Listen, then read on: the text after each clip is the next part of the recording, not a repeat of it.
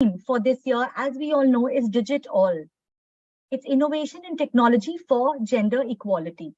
So on this day, we would like to recognize and celebrate the women and girls who are championing the advancement of transformative technology and digital education. As we move through the event, we will also explore the impact of the digital gender gap on widening economic and social inequalities. Bringing women and other marginalized groups into technology results in more creative solutions and has a greater potential for innovations that meet women's needs and promote gender equality. We'll talk a lot more about this in our panel discussion.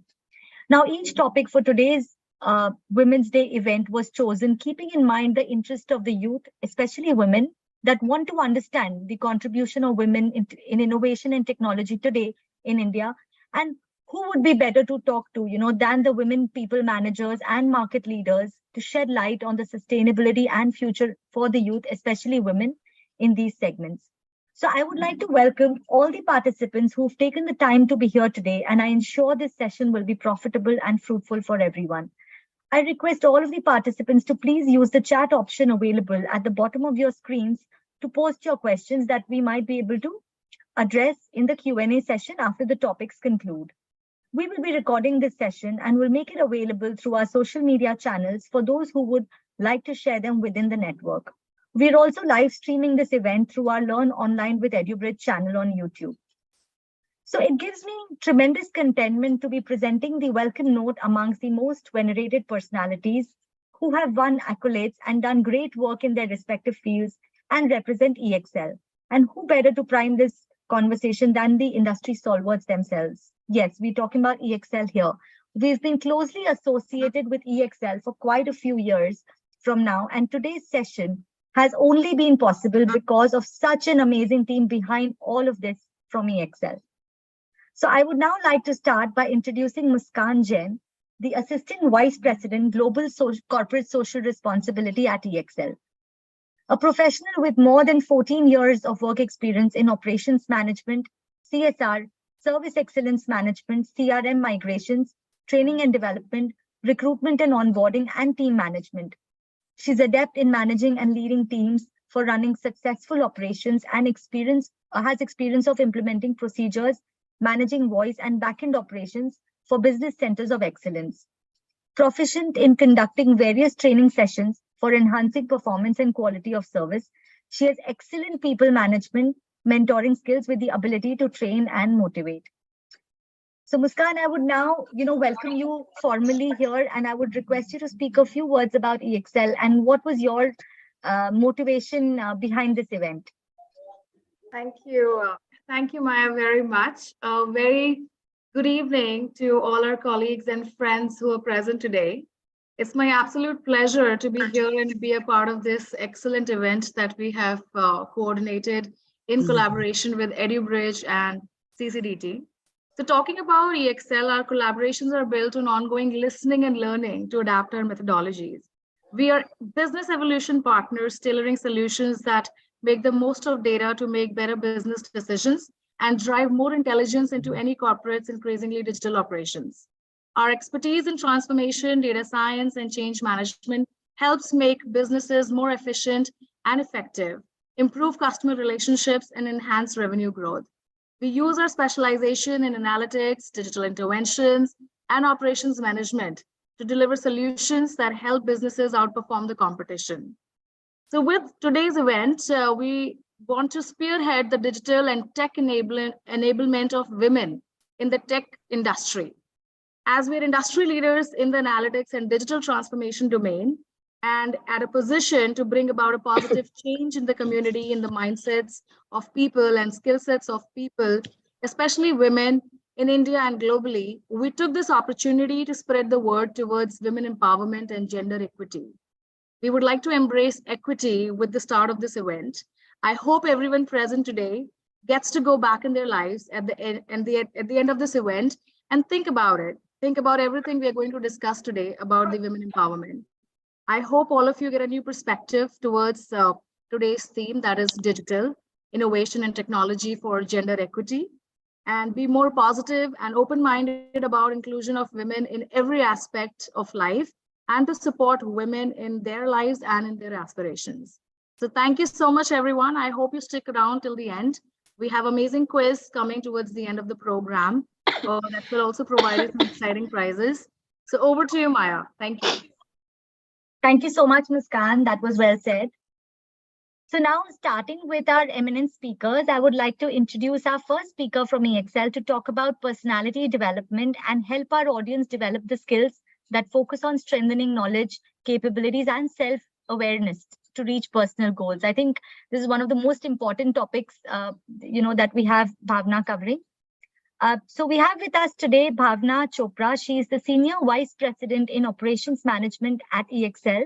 She leads several strategic initiatives, has a sound understanding of operational parameters such as client relationships, migration, workforce planning and optimization, and Six Sigma-based process improvement. Bhavna has held a variety of cross-functional leadership positions at EXL, WNS, and GE Capital International Services over her career span. Welcome, Bhavna. It's a pleasure to have you here with us today. Thank you, Maya. Now start with your session. Yeah. Thank you. Thank you, Maya. It's an absolute pleasure. And everybody, welcome. I'm so honored to be here and to talk about personality development. And frankly, I should say before we start, and I'm just going to go through the slides in 10 minutes and have more of a conversation. I think we underestimate what personality means when we are starting in our career journey. For us, personality really, when you're really young in your early 20s, and I would even say your teens, because of all these magazines, social media, personality is how do you look? You're wearing great clothes, you have great brands, your hair look nice, you've got matching, accessories, and I was going to say jewelry, but there are men on the call, but accessories, and we think that is great personality. Think about it. Who are the people you want to stay with?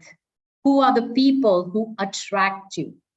Who are the people, and we've gone to someone's screen.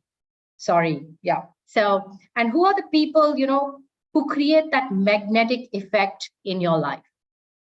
Those are the people who have the personalities, which we call positive personalities. I actually call them light bearers, right? They bear light.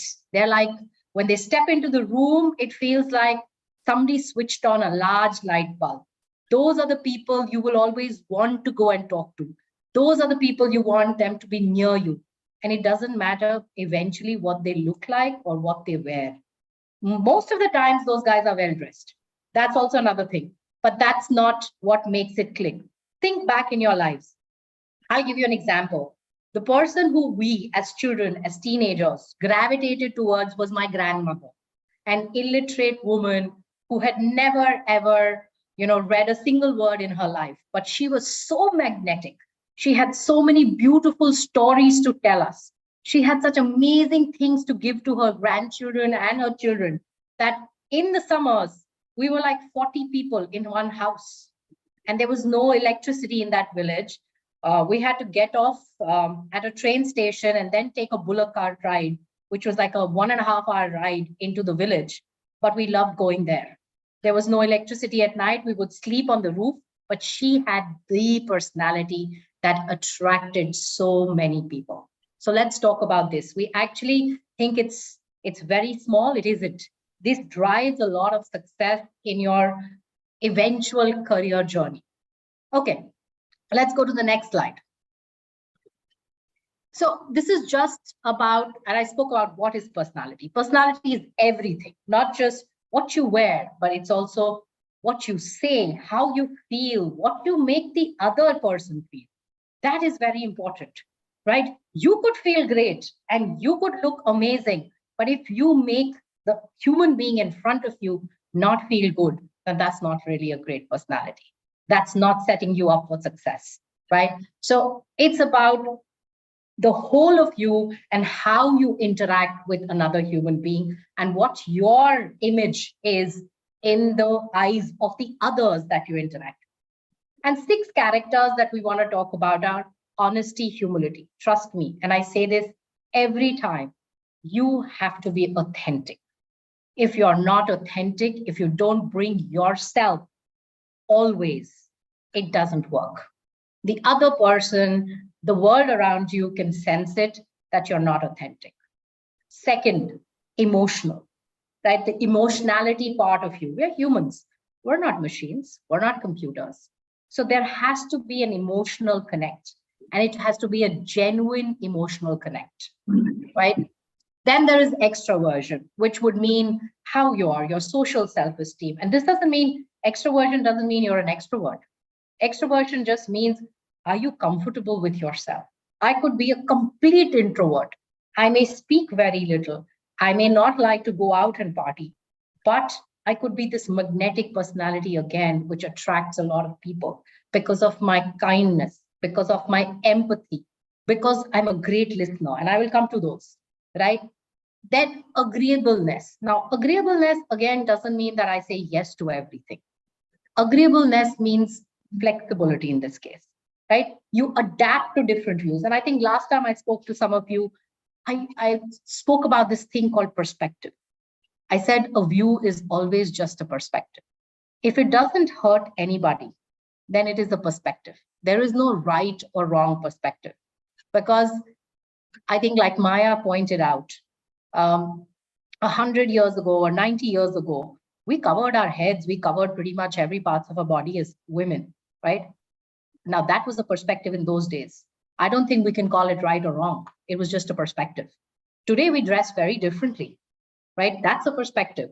A lot of us don't cover our heads, but some of us still do. Which one is right? Which one is wrong? Can we ever say? It's a perspective, right? So I think eventually this whole thing about agreeableness is about flexibility and perspective. And you try to see different perspectives when you're being flexible, and you don't judge those perspectives. Again, I'm saying, if it doesn't deliberately hurt anybody, then it's never wrong. Only if it is going to hurt somebody is it absolutely wrong. Everything else is just a perspective. Obviously, diligence, which is consciousness, and open to experience. Now, this whole open to experience is very, very, very important, right?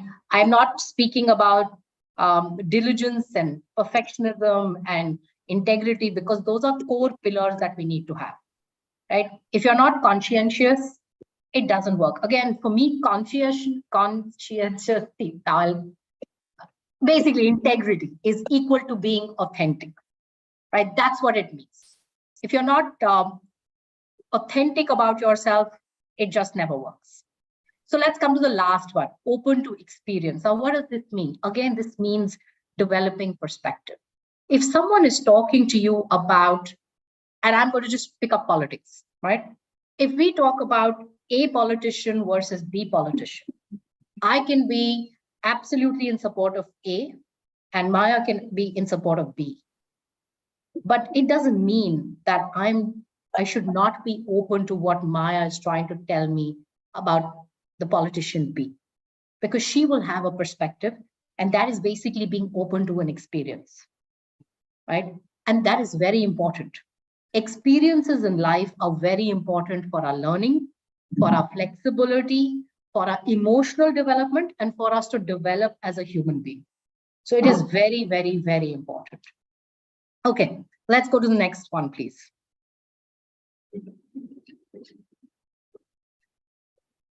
I spoke about this, right? Importance of personality is not just your professional life, it's also your personal life.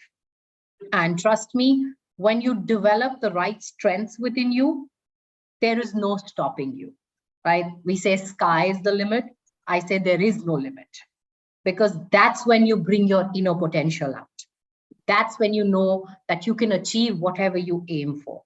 And you will start aiming high, because you will get that kind of, I would say, boldness, and you will get that kind of strength in you that will say that I can achieve it. This is what I want to be, or this is what I want to do, and I can absolutely achieve it. So it's extremely important for us to develop the right strengths, the right personality within us, to make sure that we are set up for personal success, professional success, and eventually we can actually, dream big and achieve our dreams. Okay. We can move on to the next slide, please. So different things influence personality, right? Environmental factors. So think about it. How we've grown up. I'll give you an example.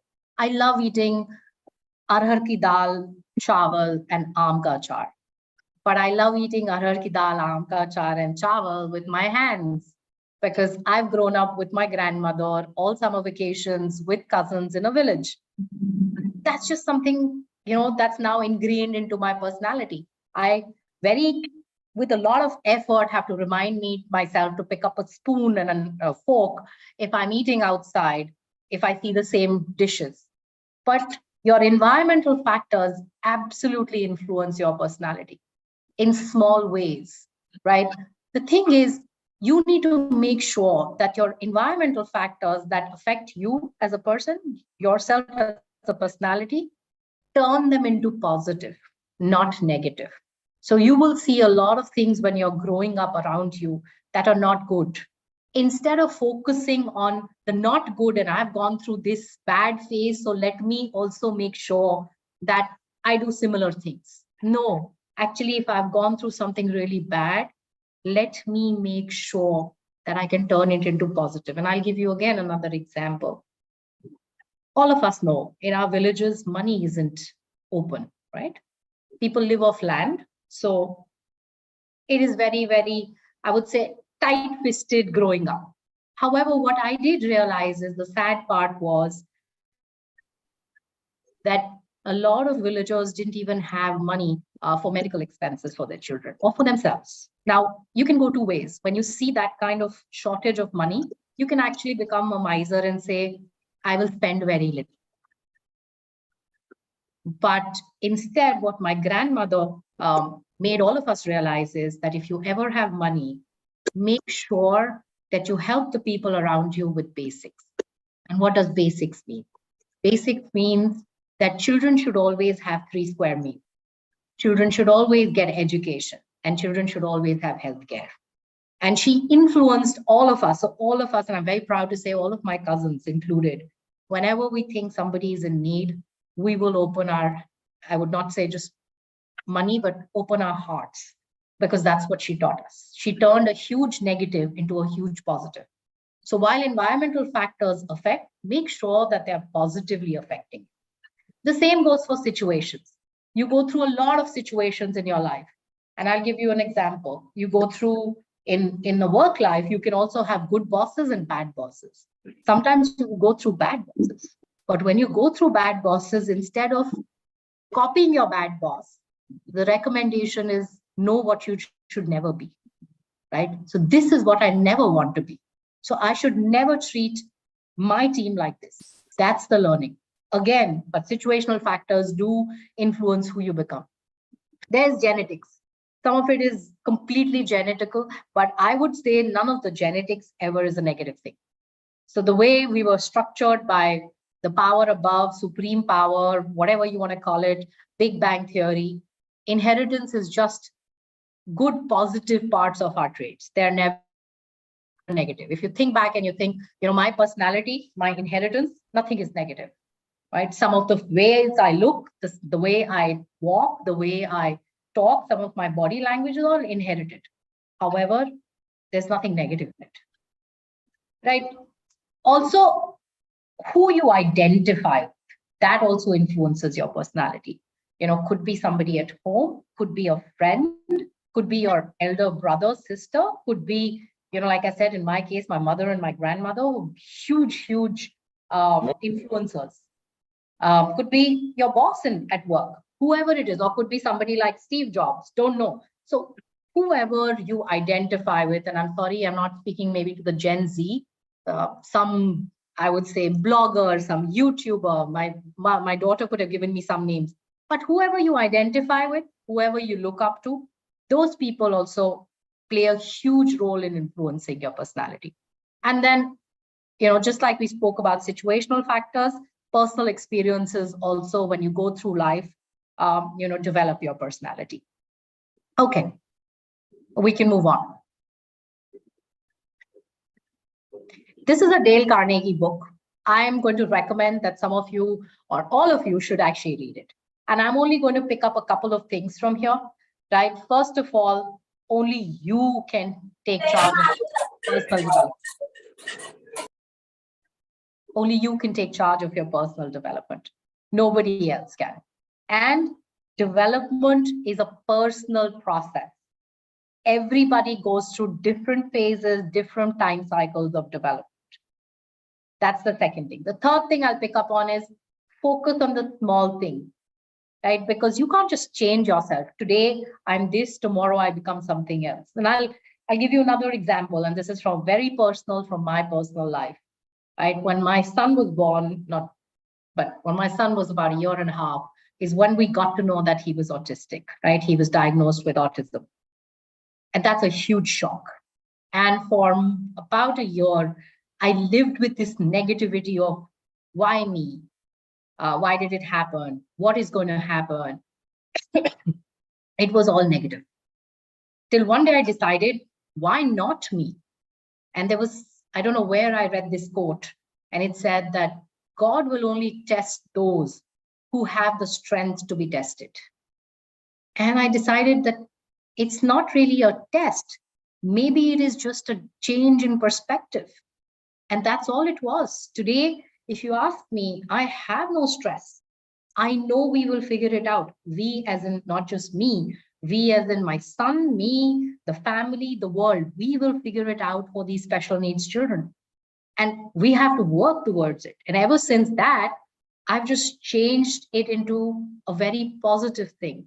But did it happen in one day? No, it didn't. It took me, I think, close to 2 years to change that negative mindset to, this is just another perspective. This is just something I have to learn from. And we as a family and we as the world will learn from, right? And then the last one that I will focus on from here is the sixth part.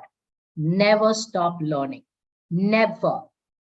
Because that's when I'm going to use this phrase, that's when you die as a human being. That's human death. The day you stop learning, you basically died. Right? So please never stop learning. Okay, let's move on. We can bring this presentation down, and I'm going to talk about some of this.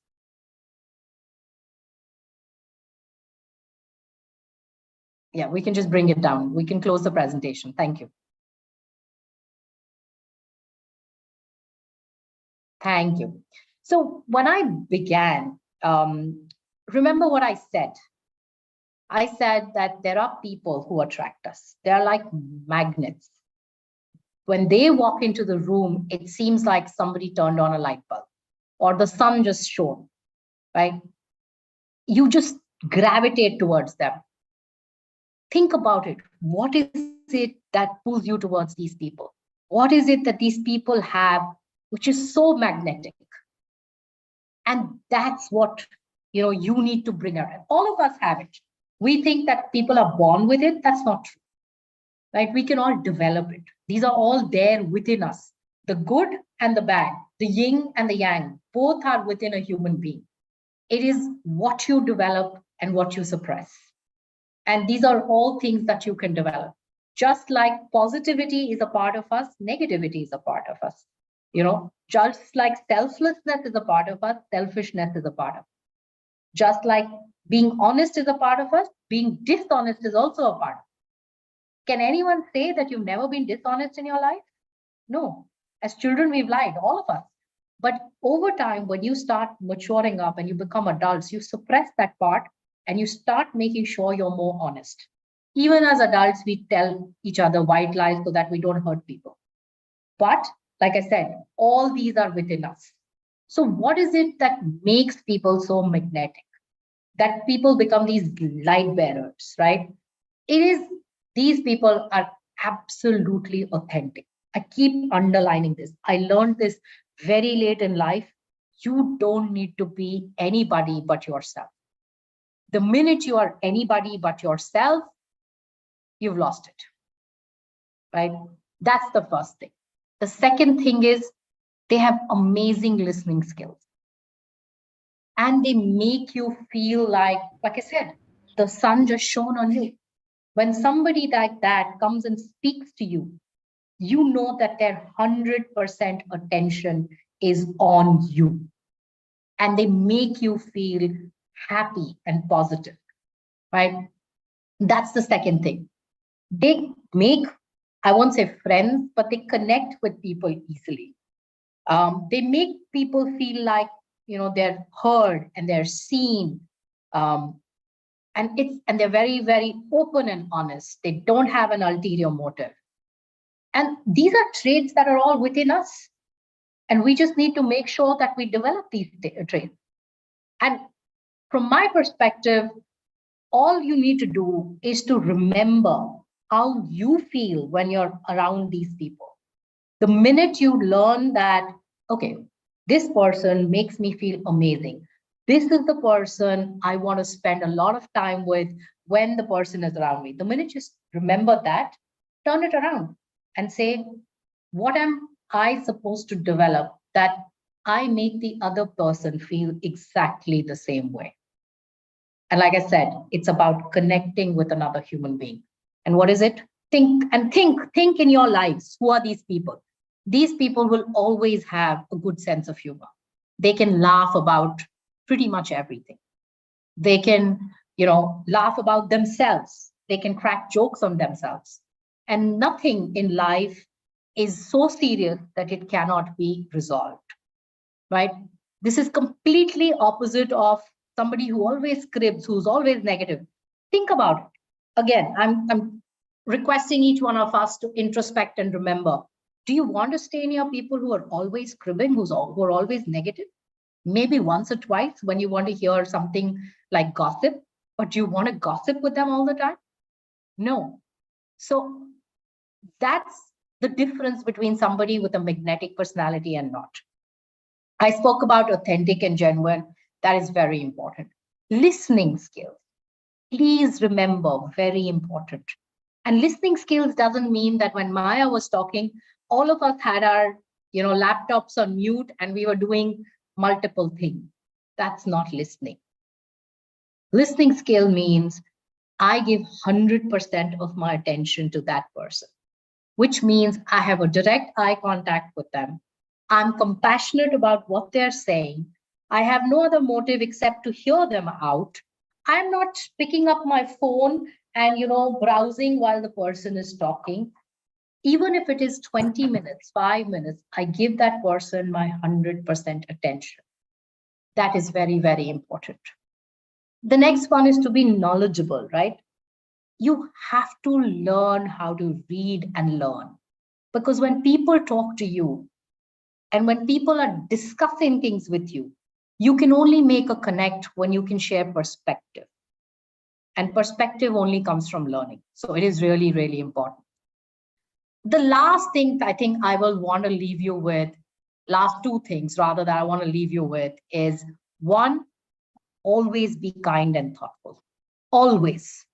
Do what you think you would want somebody else to do to you. Always.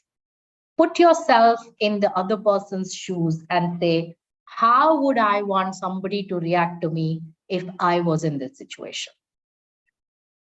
And 99.99%, when you answer that question, you will not go wrong in your response. Because if you treat people the way you want to be treated, you're never going to treat anyone badly. And I think the last one I'm going to talk about is energy. Very important to be bursting with positive energy.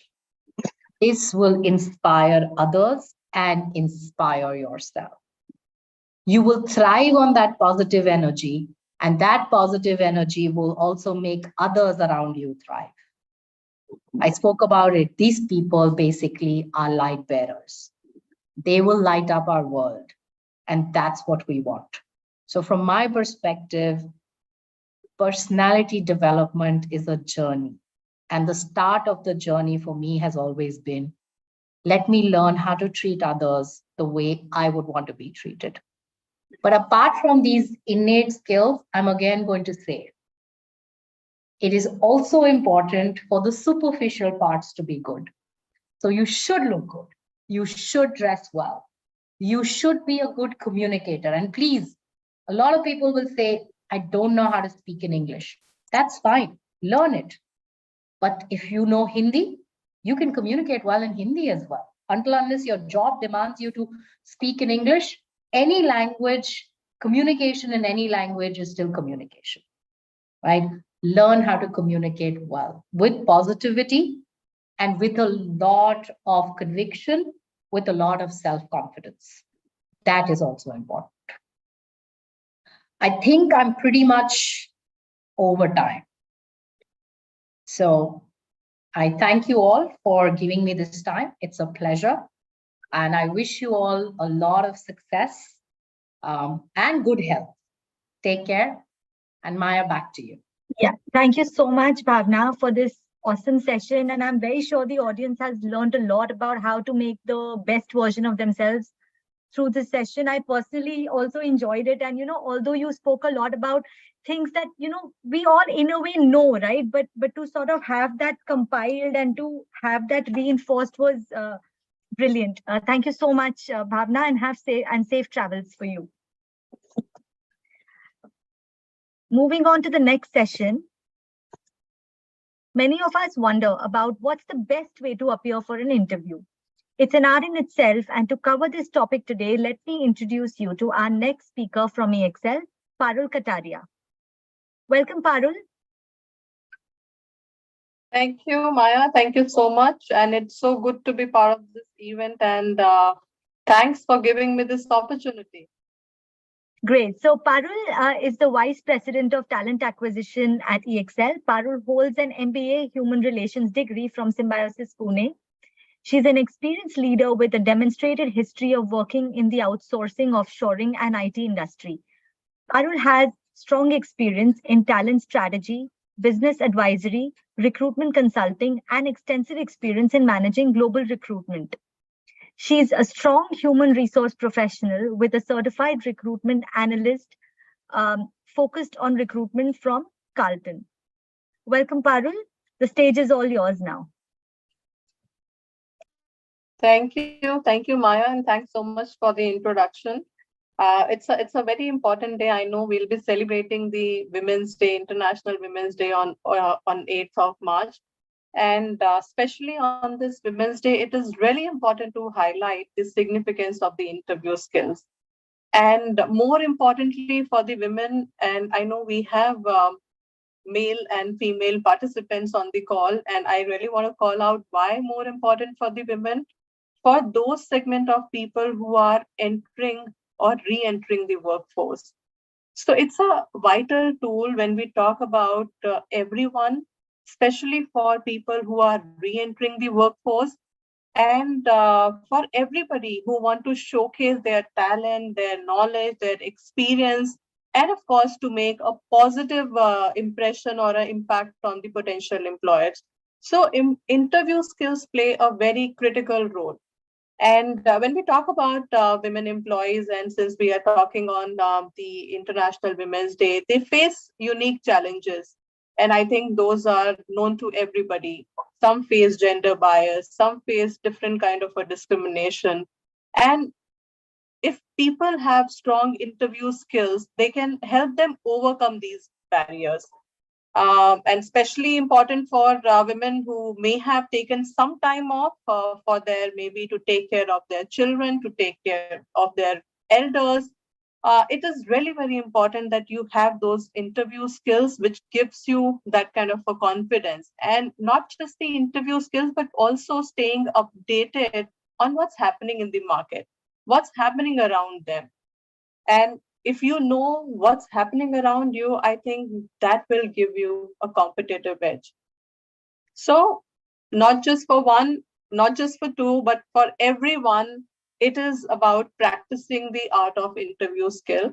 And today I will talk about some of the do's and don'ts and some of the areas, at least the areas which are in your control, wherein you can practice, you can rehearse, you can develop yourself and put in your best foot forward to ensure that you stand out. I'll just share my screen so that Everybody has the presentation and everyone can look at the presentation. Just allow me a second, please.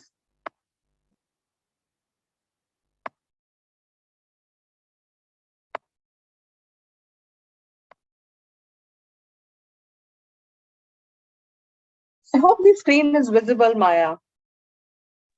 Yes, it is. It is. Okay, okay. So when we talk about, the importance of interview skills, I mentioned some of the aspects, but it is very, very important that you make the difference because it matters, whether you are being offered a job or somebody else is being preferred over you. So it is important that you enhance your interview skills. You have to have that kind of a chance wherein you can create a positive impression on the employer, the prospective employer, at least the interview that you are appearing for. And when you rehearse, when you enhance your interview skill, you build confidence, you improve your communication skills as well. And of course, what it leads to, your chances of being hired by the potential employee. You basically increase your chance of being hired by the potential employer. It is very important to create an edge. Now, the question could be, we can all rehearse, but what do we rehearse? What do we do so that we create that kind of an edge? You have to demonstrate the interest to the prospective employer. Now, how do you do that? Is it that every time you call them and tell them, hey, I'm keen to be part of your organization? No. You create or demonstrate that kind of interest when you invest time in knowing about the organization, doing a lot of research, read about the organization, what kind of roles, what kind of work, what kind of people, what people have been talking about the organization. And right now in this digital environment, I think every information is available at just a click of a button, isn't it? People have all the information which is available. You can go to any platform and find information about EXL.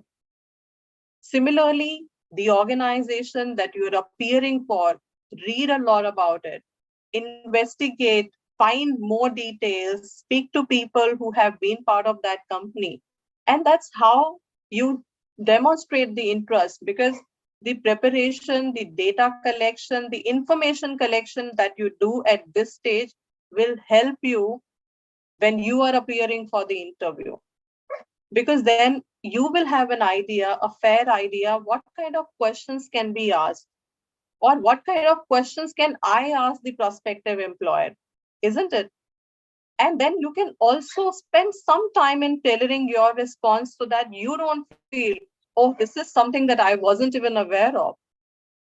So thoroughly read the job description, understand the role also, apart from what the company is doing, how the company's culture is, what kind of people are part of the organization, what kind of requirements or the skills are required, the software aspects, the domain aspect, and everything. Even if it's a fresher kind of a job wherein you are looking for somebody to join us as a fresher or join that organization as a fresher, then also you really need to know what kind of questions or what the expectations are from the prospective employer.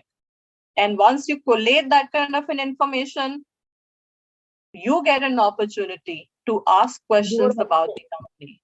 That's how you show your intelligence. That's how you show what kind of research have you done about the organization. And that's all, when you do it, makes you stand out. You have done research, you proactively worked on finding out information about the organization.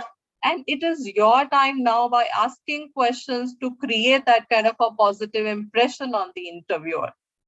And of course, do a lot of research about the company, but also how the industry is shaping up, isn't it? So that's how overall you create an edge. Now, people will say that, oh, we have studied a lot, we have done a lot, now what? But the moment we appear for an interview, we feel nervous. we don't know, we kind of feel lost and we forget answers. In fact, it happened with me also when I appeared for my first job. I was a fresher, I was new, I didn't know, how to tailor my responses, how to frame my answers, how do I create that kind of an edge. But then the answer lies with you. You have to practice yourself. When you prepare question, you prepare answers as well. And that gives you a lot of confidence and that reduces the anxiety as well. Isn't it? When you appear for interview, you have a lot of anxiety. And then while you know what the answer is, but then you goof up at times. You rehearse, stand in front of a mirror, record yourself, see how you have performed. That gives you a reassurance that you are ready to handle any kind of question. And then you would not think that this was out of syllabus, right? You highlight at the end of the day when you keep on rehearsing, you will realize what are some of the shortcomings that you have to improve upon. What are some of the strengths that you can leverage upon, you can showcase. Once you know you have that kind of a realization, I think you will then be in a position to put your best foot forward and play on your strengths and not on your weaknesses. Isn't it? And once you know what the shortcomings are, then you can proactively improve upon those and not regret after the interview is over. Oh, I could have, responded this way. Oh, the answer was there in my mind, but it's just that I was not able to, kind of recall that. So because you have rehearsed, you have practiced a lot, and that's what makes you perfect. So that is an advice that I would give to everybody, that rehearsals, the practice, the more you practice, the more you kind of fine tune your skills. And Bhavna also mentioned, learning doesn't stop. So never ever think, even if you are experienced, never ever think, oh, I have become a master. I have all the information. I know what's happening in the world. I don't really have to study. But please do not make that mistake. Learning is never over. It's a continuous process. Whether you are fresher or you are in the middle of your career or you are at a leadership position, it is a continuous process. You have to keep learning, you have to keep reading what's happening, you have to keep preparing and keep rehearsing. Only then you master that art. So that's how you become over a period of time perfect. At least start and get better with each time. Now, what is more important, and Bhavna also touched upon it, is communication. Clear communication. It is very, very important. You got to have clarity in your communication. You should know what you want to communicate, what you want the other person to understand, whether you are able to convey your thoughts effectively, whether you are able to make the other person understand your point of view. That's really very important. Other skills, of course, are important, but if you're not able to clearly communicate what you are thinking, what your thought process is, then the other skills will also not surface very well. It is very important that you effectively communicate, you showcase your professionalism, you showcase or demonstrate your confidence, and showcase that you have the ability to communicate not just with the interviewer, but tomorrow if the interviewer takes the decision to hire you, you will be able to communicate with the other stakeholders, with the people in the other team. You can work very well with others. You can make them understand. You can understand their perspective. It's very, very, very important. So communication is the key. What else is important? When you appear for an interview, what your body language is, it conveys a lot. And of course, when you look in the eyes of the interviewer, you make an eye contact and answer the questions, that boosts your confidence level. The other person gets that kind of a feeling that, yes, the person that I am interviewing is confident. The person knows his or her subject pretty well.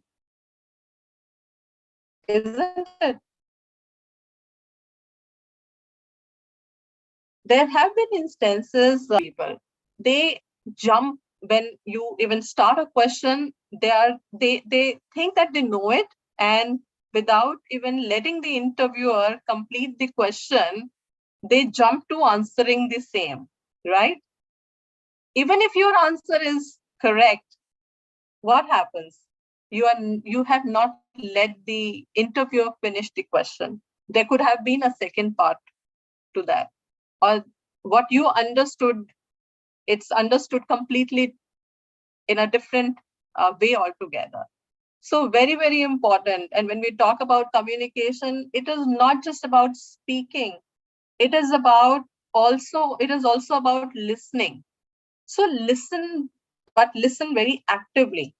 Understand what the other person is saying or asking, and not necessary that you have to immediately jump and answer. Take a pause, take some time to answer, frame your answers. And once you have done that, then speak up. Not taking very long pauses so that the person also thinks what's happening, the person doesn't know anything. But I'm saying it's not really necessary. The moment the question is complete, you straight away, start answering the question, whether it is making sense or it is not making sense. If you do not have the answer, there is a way to communicate, and you say that I do not have an answer, but this is what I'm aware of. I may be wrong. So fully understand the question and then respond appropriately. Use appropriate body language. And I'll give you an example. People sit like this, relaxed, as if they are the interviewers. So how the interviewer will perceive them? They're not serious. Very casual attitude, and if you sit upright like this, so they'll say the person is confident, attentive, interested, and serious about the role, about the job, about the interview.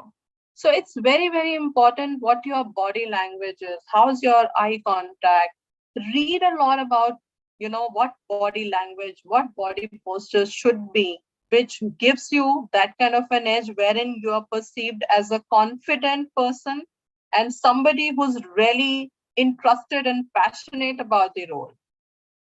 And very important aspect, when interviewer asks you whether you have a question, don't keep quiet. But at the same time, what is important is don't say that I don't have a question, or ask just for the sake of asking question, which is not making sense, which gives an impression to the interviewer the person doesn't know the organization well.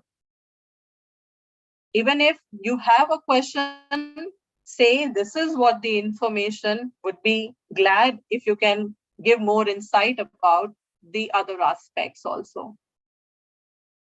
So Maya, I think there is a question. Do you want me to take up the question now, or should we finish up the presentation and then take up during the Q&A?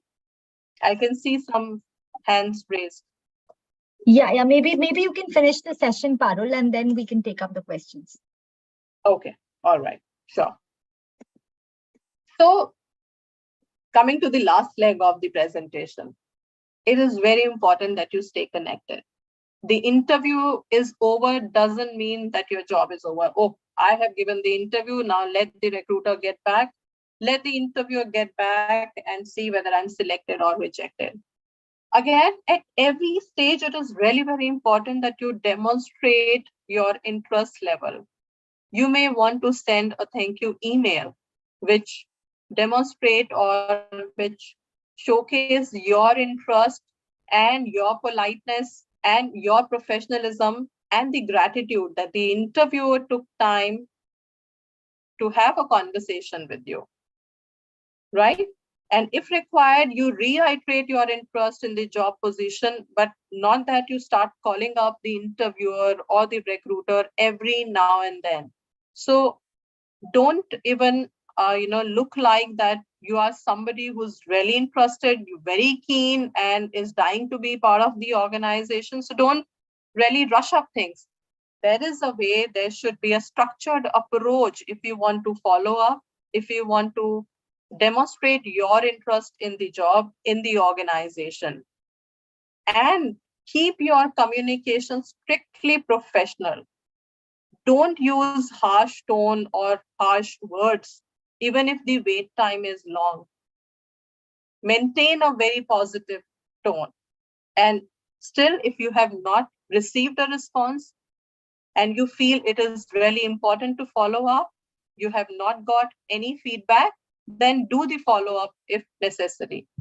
But all I would want to say is, it's very, very important that you enhance your overall interview skills.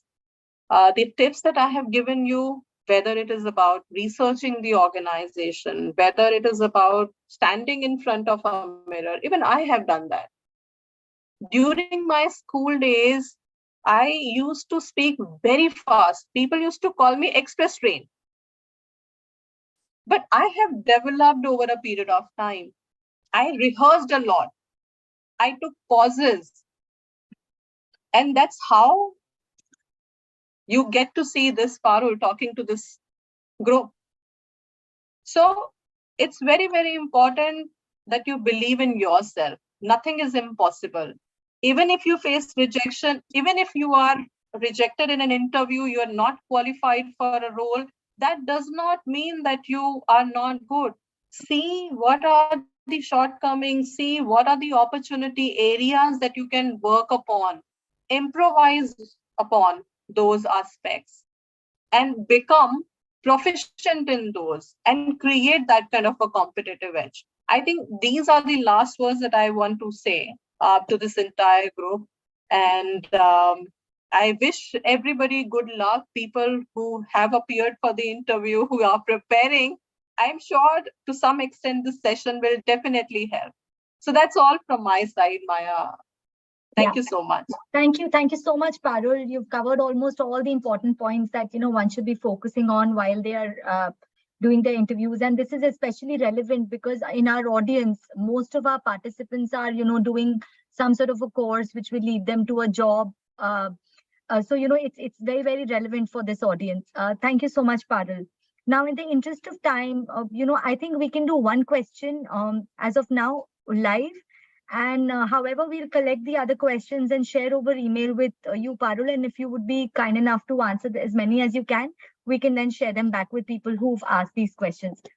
So we can do one question for now. Let me look at. I think the first question was from Tejaswini Kumare. How to improve communication? So as I said, one, read a lot. Now, when you talk about the language, again, you have a lot of books, a lot of reading material, which is available online. And in fact, right now, when we talk about this digital environment, there are a lot many platforms that will help you gain that kind of a knowledge in terms of the language. But if you have the language, it's all about practice. Believe me, it's all about practice. Switch on your phone camera. Everybody has smartphones nowadays. Switch on your camera, put on recording, and then read. Read in a way that it doesn't look like that you are reading. Think that there is a person who's sitting right in front of you. And probably first time you'll find it, oh, I'm looking horrible. This is just not me. And second time when you do it, I'm sure you will feel better. You will see that you have improved upon. Again, not once, twice, thrice. Maybe at one go you feel that you have improved a lot, but it's a continuous process. Talk to your friends, talk to your family members. If it's about language, if it's about the way you communicate, practice with your friend, practice with your family members. Take out time, focus on the areas that you want to improve upon. That's all I think I would recommend. And that's something that I have practiced. So it is my own experience that I am sharing, to be honest, and it really works. Super. Super. Thank you so much, Parul. Thank you. Thank you very much. We'll see you again in the panel. Thank you. So Thank you, Maya. we've had an overwhelming interest, from our volunteers from EXL and EduBridge to be a part of this session today. Now, unfortunately, everyone couldn't be here to talk to our audience and share their journeys and views with us in person. But, we've put together a small video collage of the support they wanted to show through some powerful and impact-driven Women's Day statements. So can we please play this video for everyone to have a look?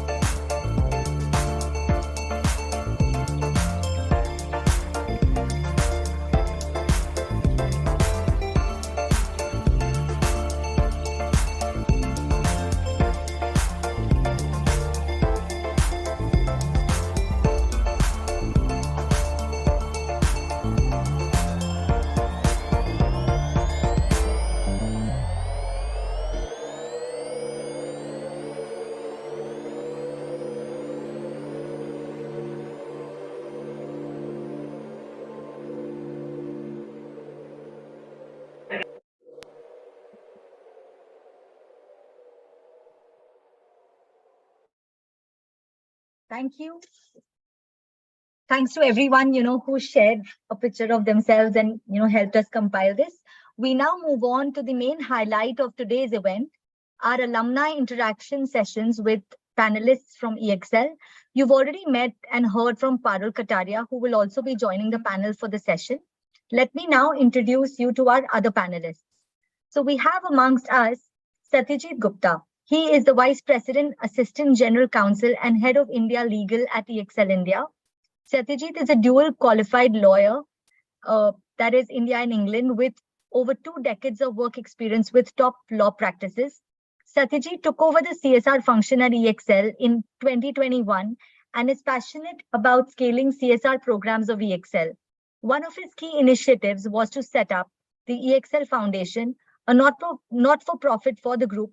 Welcome aboard, Satyajit. I think he disconnected and will be rejoining soon. So Okay. We also have Amita Mirajkar, co-founder and CEO of Clairvoyant India, which is an EXL company. She is a seasoned technology leader with expertise in driving business transformation and growth using data and analytics. Amita leads a global portfolio for cloud-driven digital solutions across industries, primarily including retail, BFS, and education. Previously, she was leading modernization efforts at Apollo Group in Phoenix, Arizona. Over the last 2 decades, she has been an influential leader in the industry with expertise spanning from scaling organizations to delivering business value for enterprises through cutting-edge technologies. Welcome, Amita. It's an absolute pleasure to host you today. Thank you so much. Thank you for inviting me and giving this opportunity. Thanks. We also have with us today Jyotsna Varya, Global HR Head at EXL Analytics. She has a bachelor's degree in economics and holds a postgraduate diploma in business management from Symbiosis Pune. Jyotsna has over 20 years of experience in human resource functions.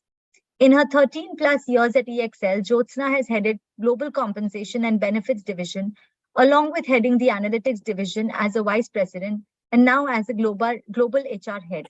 A very, very warm welcome to you, Jyotsna. Thank you for joining us today.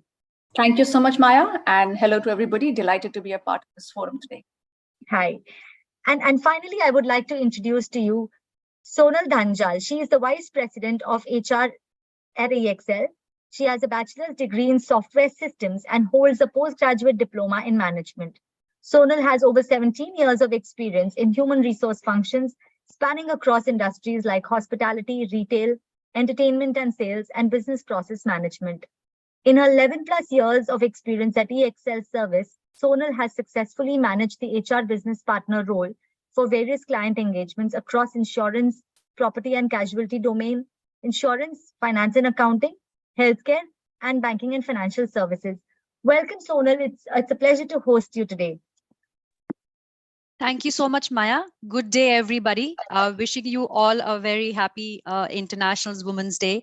I am extremely excited to interact with our participants today and looking forward to an engaging discussion. Great, Sonal. So amongst all of us, also have some EduBridge women alumni learners who will be sharing their journey with all of us. So we have Swati, we have Neha, we have Krushishta. So these are the learners, who've graduated out of our Skills to Win vocational training program that we're doing with EXL.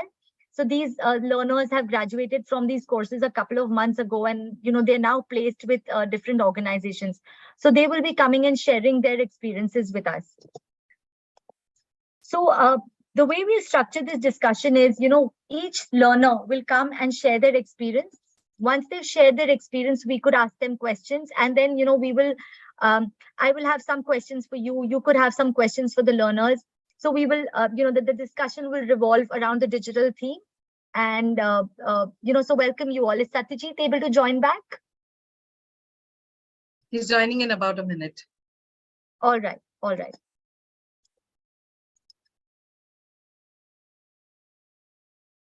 So Swati is our first learner. Swati, are you ready? Yes, I am ready. Okay. Mamta, did you hear from Satyajit? Should we wait for a minute? I think we should start. He'll join in as soon as he's done with this call. Okay. Swati, it'll be great, if you could share your experience with our panelists, your story. Yeah, sure. So, hi, I am Swati. Good evening, everybody. Happy Women's Day in advance. So, I am basically graduate from Galgodia's College of Engineering and Technology. I graduated in 2021. And so what happened with me was that after my graduation, after I was done graduating, I got placed through my college placement, and I went in basically sales department. So after joining those sales department, I went through those companies, and I took experience of just 1 or 2 months, and I realized that I don't want to do all of this. I actually want to step into IT and learn data analytics and different courses. So I was researching on my own and studying on my own, but it was getting hard for me. And then I got a call from an EduBridge, someone from there, and they told me about the training program, how it goes, and I'll be taking training for 3 to 6 months, and then I'll be getting placed. So I went into the training. I remember it was exactly 1st of Jan 2022 when my training started. Initially, few weeks were just communication and soft skill, and it was very, very thorough. They taught us grammar, they taught us how to build confidence, how to speak, and so many more things. They corrected so many of our pronunciation mistakes. So it was very nice. Like the first sessions being a soft skill, the lady who used to teach us was super energetic in the morning, and everybody used to switch on their cameras and was super interactive. After that, we went to the training of logical reasoning, and it was also very nice. The trainer were very good. They taught us all the things that are required in maths and how to solve the problems. And then we finally moved to the technical part, which was Python and R and different more statistical data analytics languages. And it was very nicely done. The lady who used to teach us would share the screen and would ask us to solve the problems and solve the issues or logics behind all the functioning programs.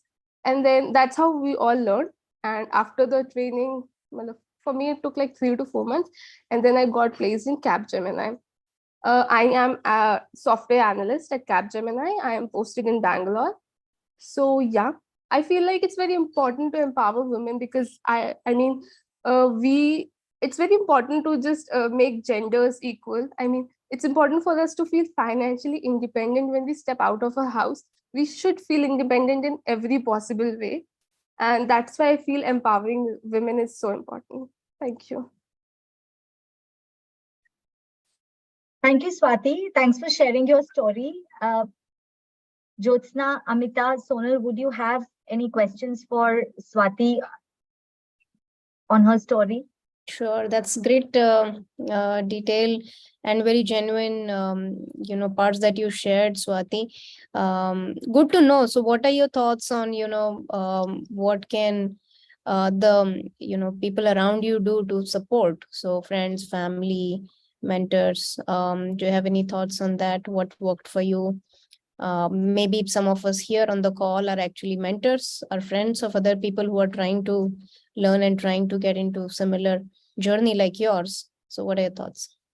I think my family and my friends have always been supportive, especially my family and my dad. I have two of my brothers, and they both are from IIT, and I was from a very basic college. But still, they never stopped me or they never told me that I'm any less than my brother. And they always empowered me, and they told me that whatever you dream for, be it anything, go for it, give your 100%. And I think it is so important for a father to actually think of all their kids equally, even if somebody is so smart and someone is not. So everybody in my family is super supportive, and they respect my decisions and the dreams that I have for myself, and which is very important for empowering women. Wonderful, very nice. Thanks so much, Brilliant. Swati. Just a follow-up question on this. So how have you ensured that, your and your story is so inspirational, you're doing so well, and a lot of it is to do with your own resilience, your own confidence and ability to make it big in life. How are you spreading it to other women in your circle? How are you building allies who are doing exactly what you're doing? I just want to understand, personally, how are you spreading it and doing more of it? I mean, I don't know how exactly am I spreading, but for my part, I actually, whenever I meet anybody, even like if I meet a family parent or somebody, I tell them that it is important. It is very important to treat their both the child equally, and not just that. I even tell my friends, my very close friends, to like dream whatever you want. Like, don't stop yourself. We are also equally capable of doing everything that a man can do. So I just keep pushing them and telling them and keep motivating them from my part. No, thank you so much. Thank- And it's coming in such a heartful fashion. I'm sure the message is going in all directions and people are getting inspired by you. Thank you so much for that, Swati. Thank you. Thanks, Swati. So just to, make this, just to sort of take this forward, I have a question for Jyotsna, Sonal, Amita, whoever wants to come in. See, it's always slightly more difficult for women, right? Because we're always juggling between a lot of things we have to do at home. For young girls, it could be for married women, it could be women with children. It's always slightly more that we have to take care of, right? Apart from our professional lives. Since you have so many years of experience, so you've gone through that entire cycle. You've seen through all these milestones in your life.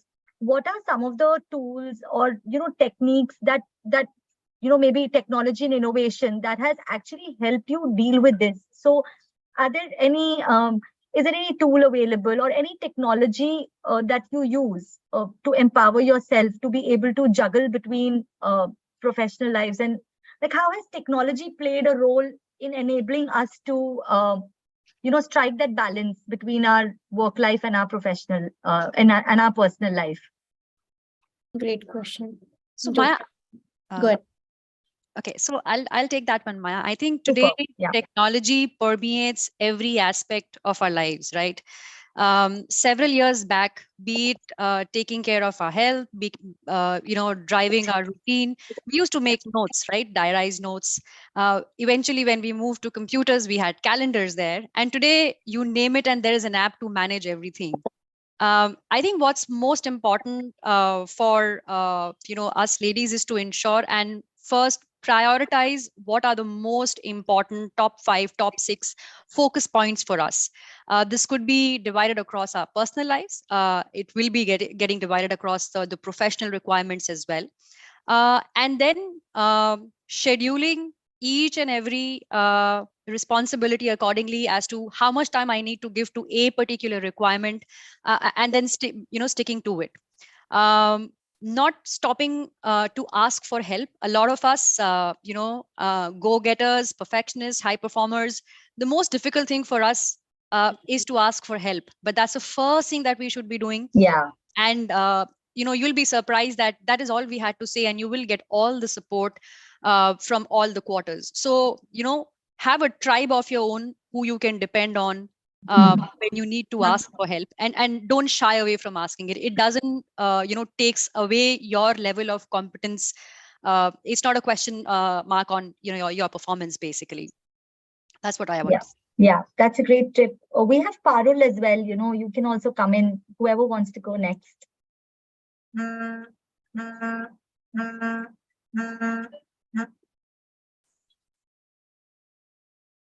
think there was disturbance. Hi, Parul.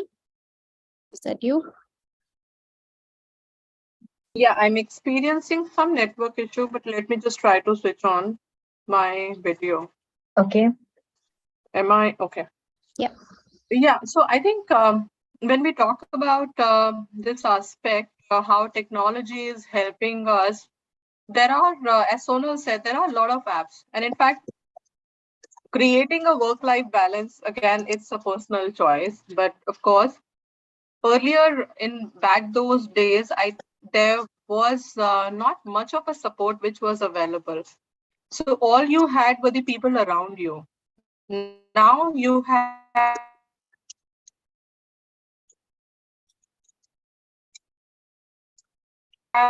social media. Now you have internet. You can search if there is something that you are looking for a support to guide you. Those online counseling sessions can be done.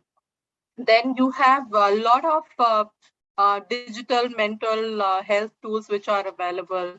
There are workplace flexibility platforms.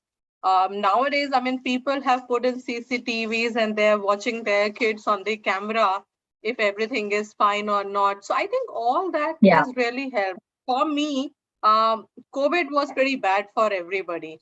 And what had happened was I was away from my family, and then everybody was down with COVID. Now I was like, how do we now help? How do I take care of my family?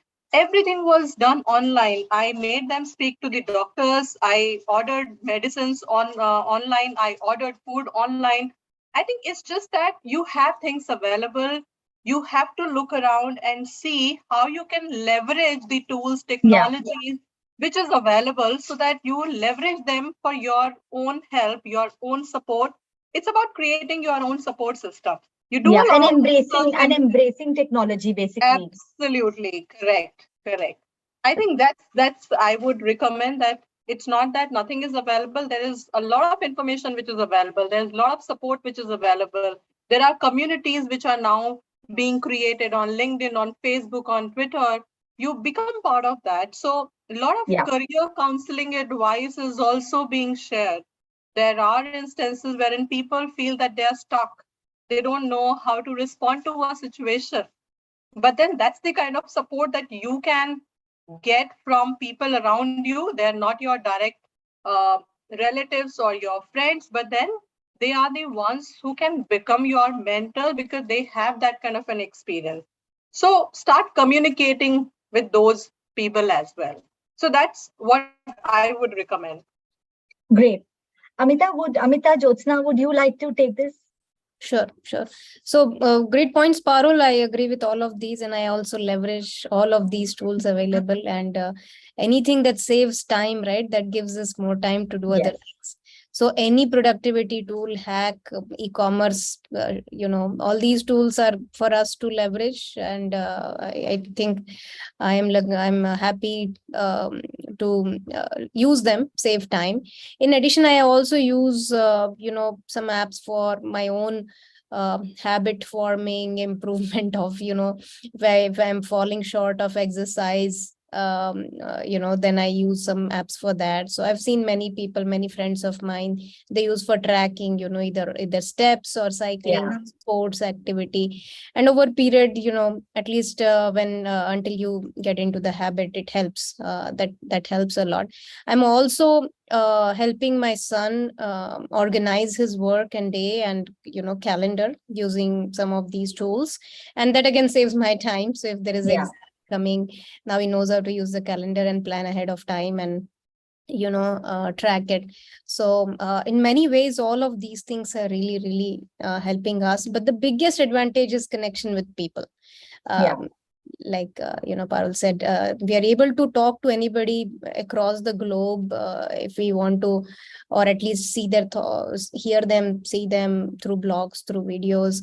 That is the biggest, I think, advantage that we have through technology. Great.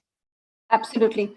Maya, whatever my colleagues have said, I completely echo them. But I also just want to highlight one small point, a little bit of a counter view, that too much of technology also can be a dangerous thing. So, one should keep things simple, reduce the clutter. Otherwise, like we all know, we can completely be on social media all the time and just while away time listening, reading things which may not really be warranted. So I guess we need to be a little careful about that. So just create and pursue focused goals with all the technology and digital innovation around us. I think that's very important. And I think I feel really proud that I've been able to help my mom, and I want to just take a very personal experience, to become more tech savvy. So right from knowing how to use Facebook, Insta, to be able to book her, flight, train tickets online, and to be able to leverage the internet. I think I feel really proud that my mom does that, on her own without taking my dad's help or her children's help. And of course, even helping our support staff, our maids, who are also now very conversant of internet, and they keep checking with us on what is available if they want to find some information. I think to be able to help them also is extremely gratifying. So I feel very proud at a personal level on these achievements. Great. I think putting all of these responses together, to all the women in the audience, I think the idea is to bring out, see, the theme for this year is digit for all, right? DigitALL. It's basically for all of us to realize, all the women to realize that there's loads of technology tools available in the market. It's for us to sort of leverage them. And traditionally it's been the men who've been more hands-on with technology. It's just either stereotype or maybe it's true, but it's the men who get on tech quicker, right? So it's time for us to change that. All the women out there, please embrace technology. Please make your lives easier by using all of these tools and techniques that all of our speakers have, all the panelists have spoken about. So it's just going to make your life simpler. So moving on from here, I'd like Krusishta, one of our learners, to share her experience with us.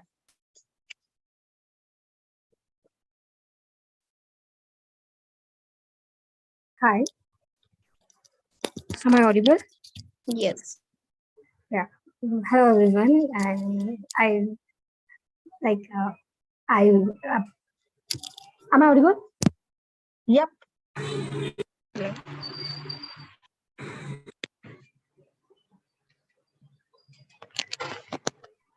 Krishita, can you please switch on your camera so we all can see you? Sure. Good. Hi everyone, and happy Women's Day. I know it's upcoming days, but here, happy Women's Day. And hello to everyone. Myself, Krishita. I'm from Coffeeland of Karnataka, Chikamagalur, and I completed my graduation at Srinivas Institute of Technology, Mangalore. Currently, I'm working in Capgemini with the help of EduBridge. So I gone through EduBridge. Yeah, this is about me and my family. We have 4 members: my father, my mother, and my younger sister. So my family is completely from agriculture background. Yeah, this is all about me.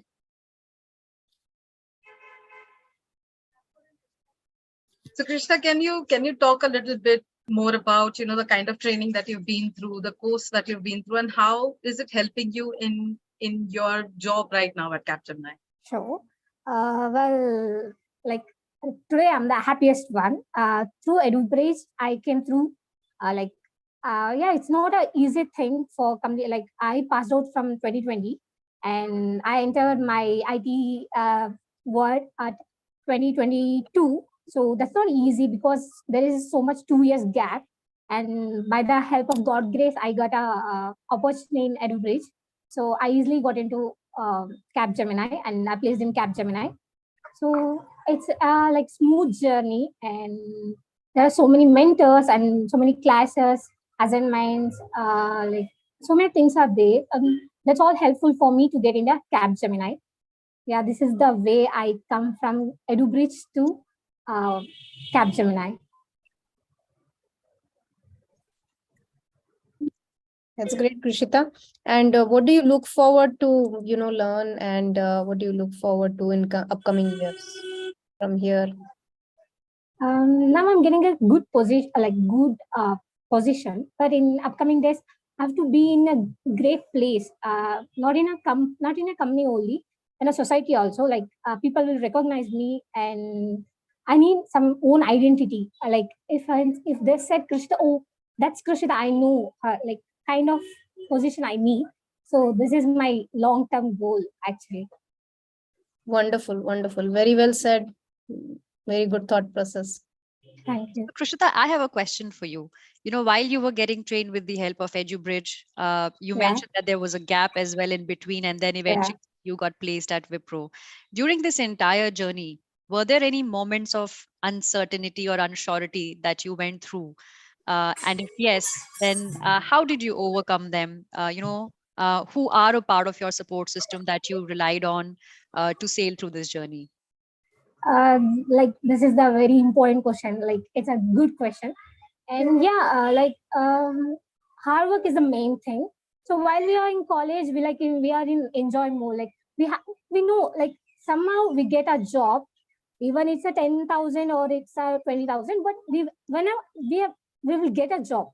But after coming out from a college, it's completely different. And like 2 years gap that's a big deal to get a job in great companies. So I think EduBridge is the best platform for me. Like I don't know to others, but it's a best platform, and there is a like best mentors are there. Like they're giving classes from 9 to 12, and if I have extra doubts or extra questions, they're ready to solve it at any time or any ways. Like if they are not available in emails, they give their WhatsApp numbers, their available numbers. So these are the helpful for me. And somehow, somewhere, I felt like, okay, coding is not my cup of tea, but it's completely different. If you put some hard work, you can you can live in any way. So yeah, that's the thing happen in my like training life.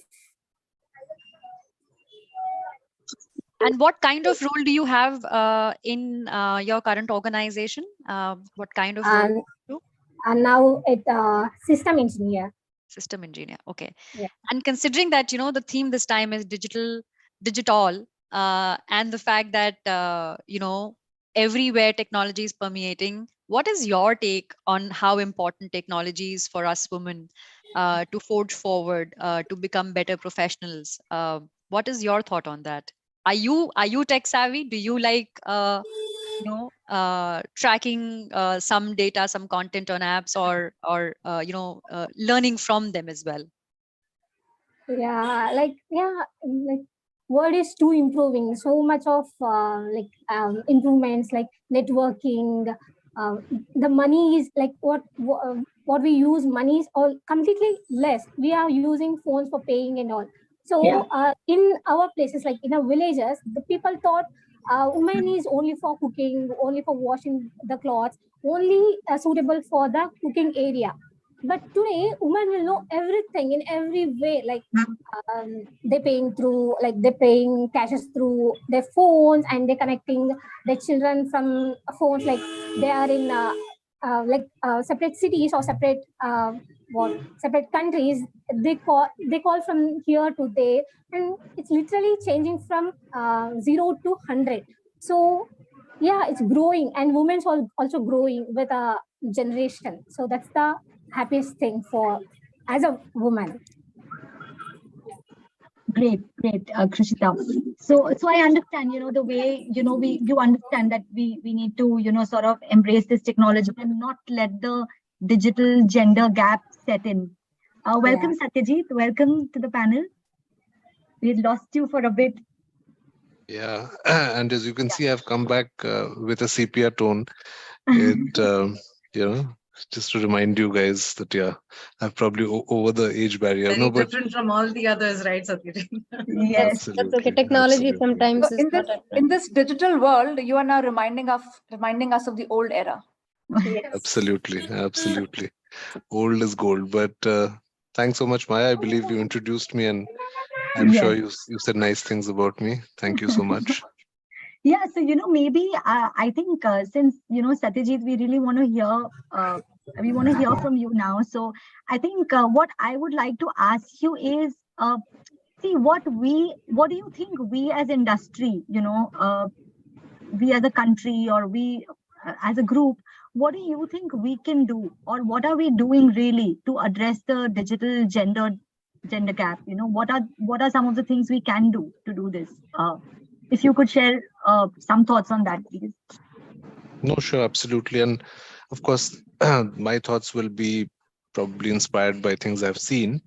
And I think this digital gender gap, I think I want to speak about two things. One, like I think Maya, you and I know that there's a lot of learning gap on the digital gender side as well, right? So women across India, I think, have various pressures to, probably they're not able to continue their studies, they're not able to go to the institutes, universities they would want to. So being able to bring learning and specifically vocational employable skills to them via a digital platform is something I think that definitely for me it's one good example of how we can sort of bring the theme of this year's International Women's Day probably to life. The other areas which I actually was thinking while I was trying to log on was around the fact that how much of our lives have now become, in fact, on the professional life side, digital. And personally, because I'm a lawyer, I've seen this through COVID when we have had this entire thing of all our courts have gone into the virtual mode. And personally, and seeing colleagues of mine who are women and who are into the practice of law, how this has helped them has been absolutely tremendous, allowing them to go and appear in courts where they would have otherwise not been able to go physically because of lack of infrastructure, lack of simple things like washrooms in those courts, to being able to attend to hearings in places where far away from where they are, and also while balancing various responsibilities, whether it's childcare, parental care, etc. So I think while I know that was not really the theme of what we were discussing, but I think the fact that in a sense this entire thing of #DigitALL creates, and I think using the digital mode as something which creates greater inclusivity, is able to equalize what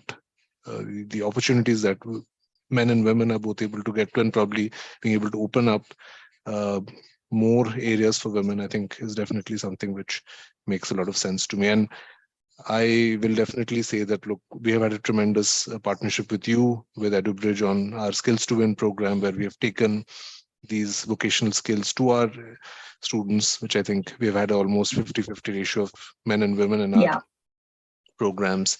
And that's been tremendous. And I think we've been able to reach out to far more women, I think, through this than we probably may have been if we had just remained limited to physical centers. Absolutely.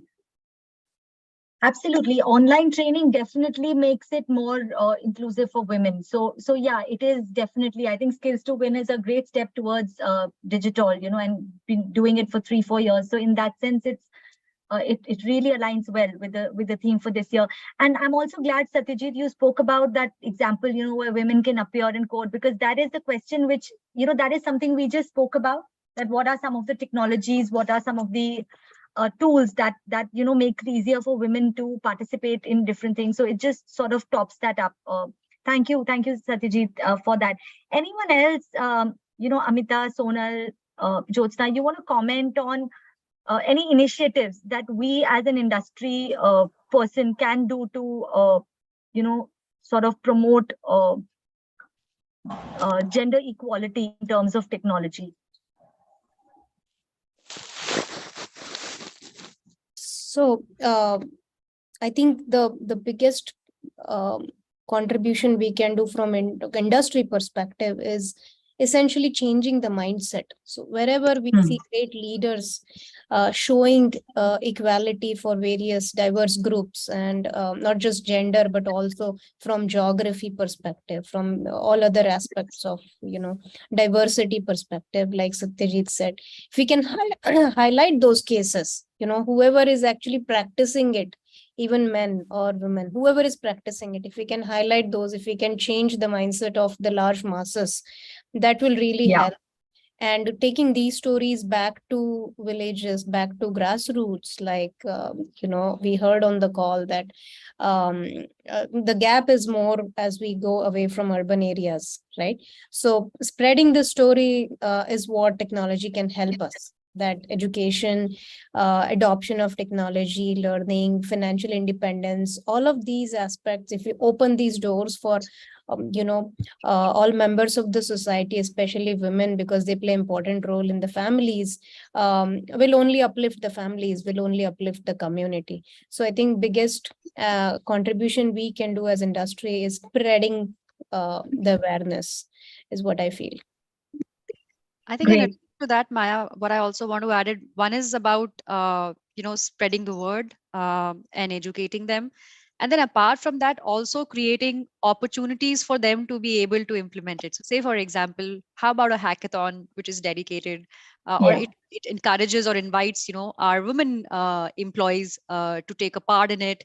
Even if it is a basic level of coding that they get to learn for a few weeks and implement their creativity on it, it will help them start their journey on an enhanced tech enablement, or a higher degree of awareness about technology. So there are various such forums where we can encourage them and engage them to be able to improve on their digital quotient. And I think just to add to what Sonal and Amita said, as an industry, when we talk about our industry, there are a lot of initiatives which are being taken up.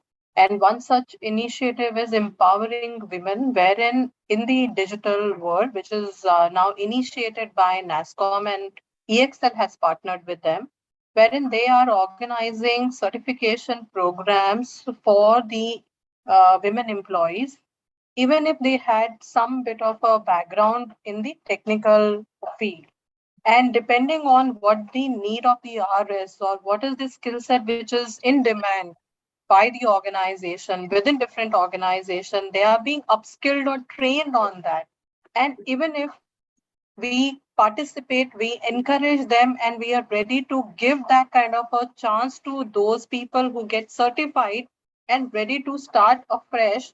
I think we are doing our bit. We are helping them. Also, we are changing the mindset by becoming the leader and taking or participating in such initiatives. Yeah, that sounds good. That sounds good. So you're right.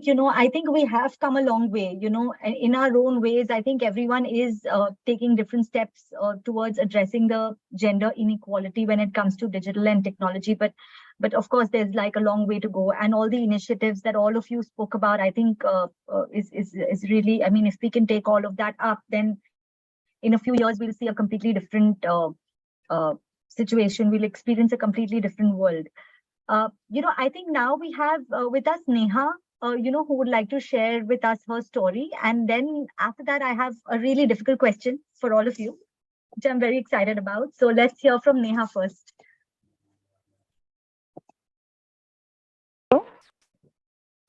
Hello. Can you hear me? We can hear you, Neha. Okay. Good evening, all. Good evening. Hello. Good evening, Neha.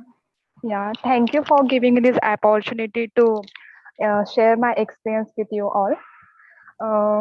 I'm Neha Shinde from Pune, and I'm an engineering graduate from Dr. D.Y. Patil College. And on July 2021, I'm married with Suraj Mohite. After my graduation, I want to do the data. After my graduation, I want to do a course in data science or in data analytics. Means I'm interested in that field. So I'm searching or I'm looking for the course where I enroll and get knowledge about data science and data analytics. Then one of my batchmates told me about the AjoBridge, and I contacted the AjoBridge team and enrolled to the data analytics course. So course, since 4 months, I learned the data analytics, and in that data analytics, they give us the 3 modules like soft skill sessions, aptitude sessions, and technical training. These 3 modules we completed, and some self learning modules are also there. So I enjoy that sessions means I enjoy that sessions because that sessions are really good. Means not a single day I miss a session because every day I'm waiting for the session only.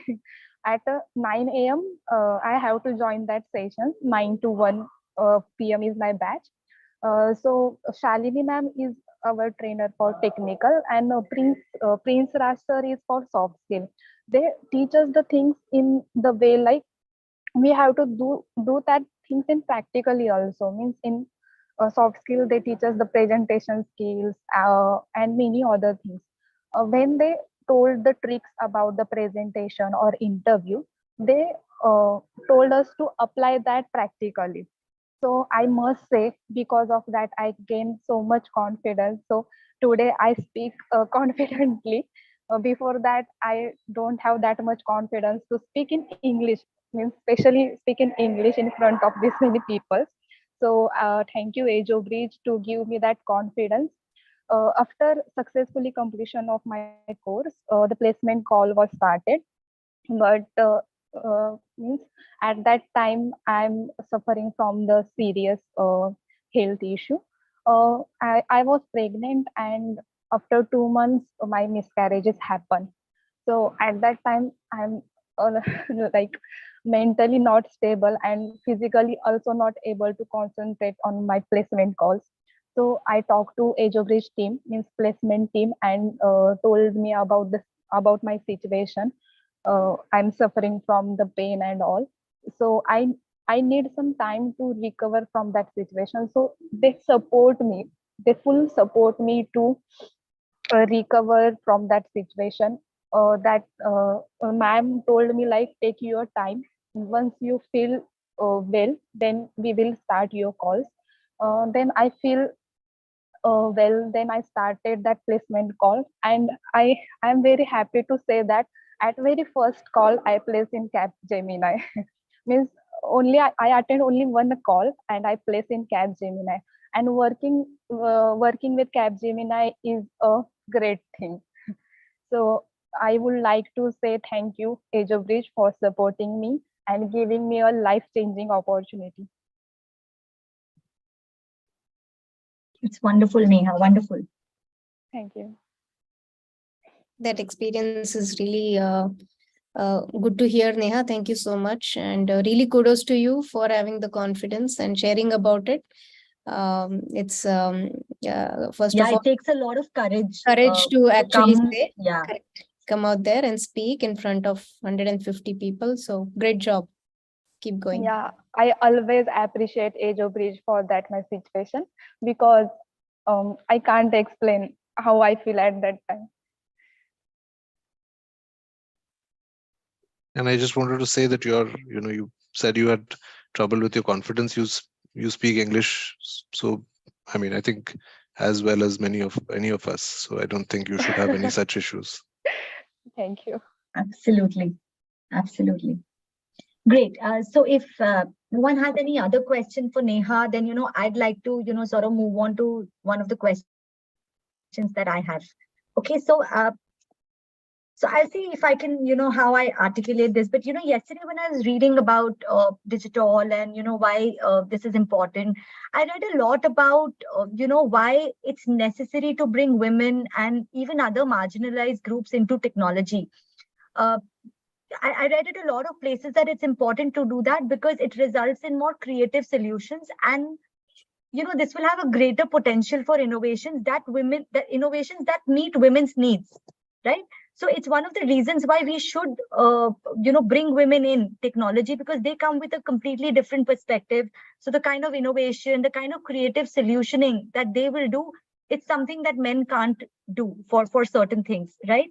So I want to understand, you've had like long career spans, right, all of you. So I want to understand, if you have had experiences in your life where you, being a woman, has put you in an advantageous position with respect to creating creative and innovative solutions for certain sectors, and where you felt that had this been done by a man, it would have been, that perspective wouldn't have come in, or we wouldn't have come up with such a brilliant solution.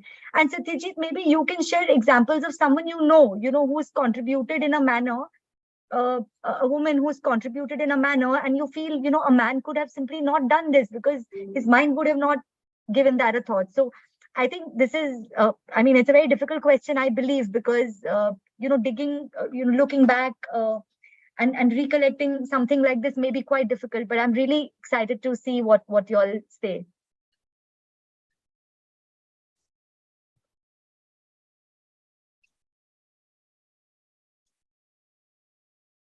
Who wants to go first? I can't think of an example, but yeah, you are right. There have been times wherein there are certain assignments that were handed over to women employees because it was thought or perceived that they have an eye for detail. They're more structured in their responses. So they will go with a very structured flow and they will pay attention to each and every aspect. The other that I can think of is, and I can share this based on my experience, I can do multitasking. And it's not just that I have to be focused only on one, or I'm focused only on one task and I'm not paying attention to other. I can do multiple tasks at the same time. And when we have that kind of an ability to do the multitasking, then your speed of execution is also better. And you are being looked upon as a person who can take on additional tasks. So the dependence is really high when it comes to women employees in certain roles that you can take up. So that's all that I want to share. But in addition to that, we talk about the eye for details. Very funny example, and it's about me, my experience itself. When I started my career and I was part of HCL Technologies, I joined as a senior executive at that point in time. And I was given the responsibility to head the recruitment for the most toughest division in the tech piece. And why most toughest? Because one, the skill set that they were hiring, we had a very limited pool in the market. Second, the person who was heading that BU was a very difficult customer. And it was very, very difficult for somebody, that too for a young girl who's just joined as a senior executive, being based out of Gurgaon, leading that business unit from the recruitment perspective. But I was being involved in all the interview and the decision making. So I was sitting with this gentleman who was the BU head, and he was interviewing a person. And he said, "What do you think, Parul? Will he join?" I said, "No, he will not join." So he said, "Why?" I said, "The last time I met him, he was not engaged. This time he is engaged. And soon he is going to get married." So somebody who is getting into or going to start a new life would not want to change organization. He asked me, "How do you know that he's engaged?" I said, "Didn't you notice the finger? Didn't you notice the ring in his finger?" So Yeah, so that's So an observation only you could have made. exactly. So very funny example, but I still remember, recall, and I laugh about it. But yeah, that's an observation. And had there been somebody else, not a woman, in that place, I think that observation would not have been made. Absolutely. That's great. So If I I may get sorry, Amita. If I may get, just popping into this discussion, I have a very great example to share. I was heading a team of almost 12 people, and we were doing, the data side of the things for operations, collecting data, churning to reports, and sending that out. So there was this new, client we all got into, and all the complaints that we used to get is that it's all men team and we have no women representation, within our team. So I decided, I actually went out and I hired a very smart lady into my group. Since she was the only one and alongside there were 12 people, initially she was a little bit uncomfortable. I'm talking about around 11 years back, when we've not even thought of these gender equalities and stuff like that. We were creating a dashboard for a new engagement that we had. And men are not very good with, the presentations, the colors, the schemes, and all of it. And that's where this women colleague really helped us, put that entire recipe of different things that I can put on just one single slide to make it appealing and make it worthwhile for, the readers to read through, including what color should I use, what color will go with the next color, how the background should look like, how the foreground's color would look like. I think none of the 12 of us would have done, the way she actually, did that very well. And, that deck came out so beautiful on that time. So, there are strengths that we need to recognize now. While we even talk about the, gender equality, there is a responsibility that lies with the men's side as well. Women are doing their, best to come alongside, taking participation, learning the digital things. But there is an equal responsibility on the other gender to give them that comfort, to give them that space, to give them that push, that this is not something that we owe, as something that we owe ourselves, but there's something that you also owe. And today we see that, that UI, UX things are so much talked about when it comes to customer experience and, all that. And it's all about how do you put things into a perspective for somebody who's reading through a content, maybe on a web page or maybe on a blog, that how would that attract that person.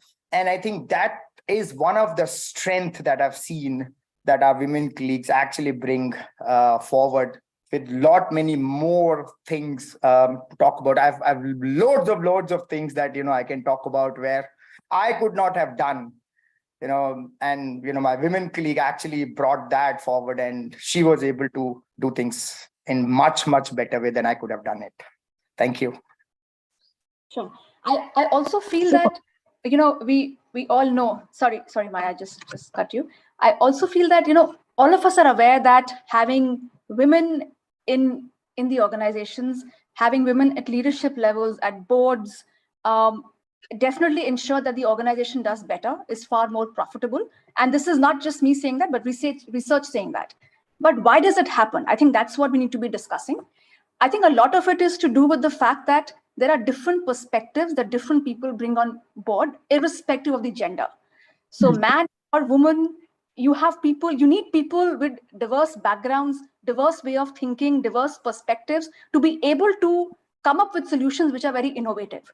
So to do that is where we need to ensure that more women come on board, for the simple reason that you have most of your senior levels at corporates which are male dominated, and that's why you have a large section of work which is not which is not really getting the right value because you don't have representation from the other gender. So I think that if that is done, it will ensure that the organization does better, and there is far more value that we can provide to our clients and to the business that we are all a part of.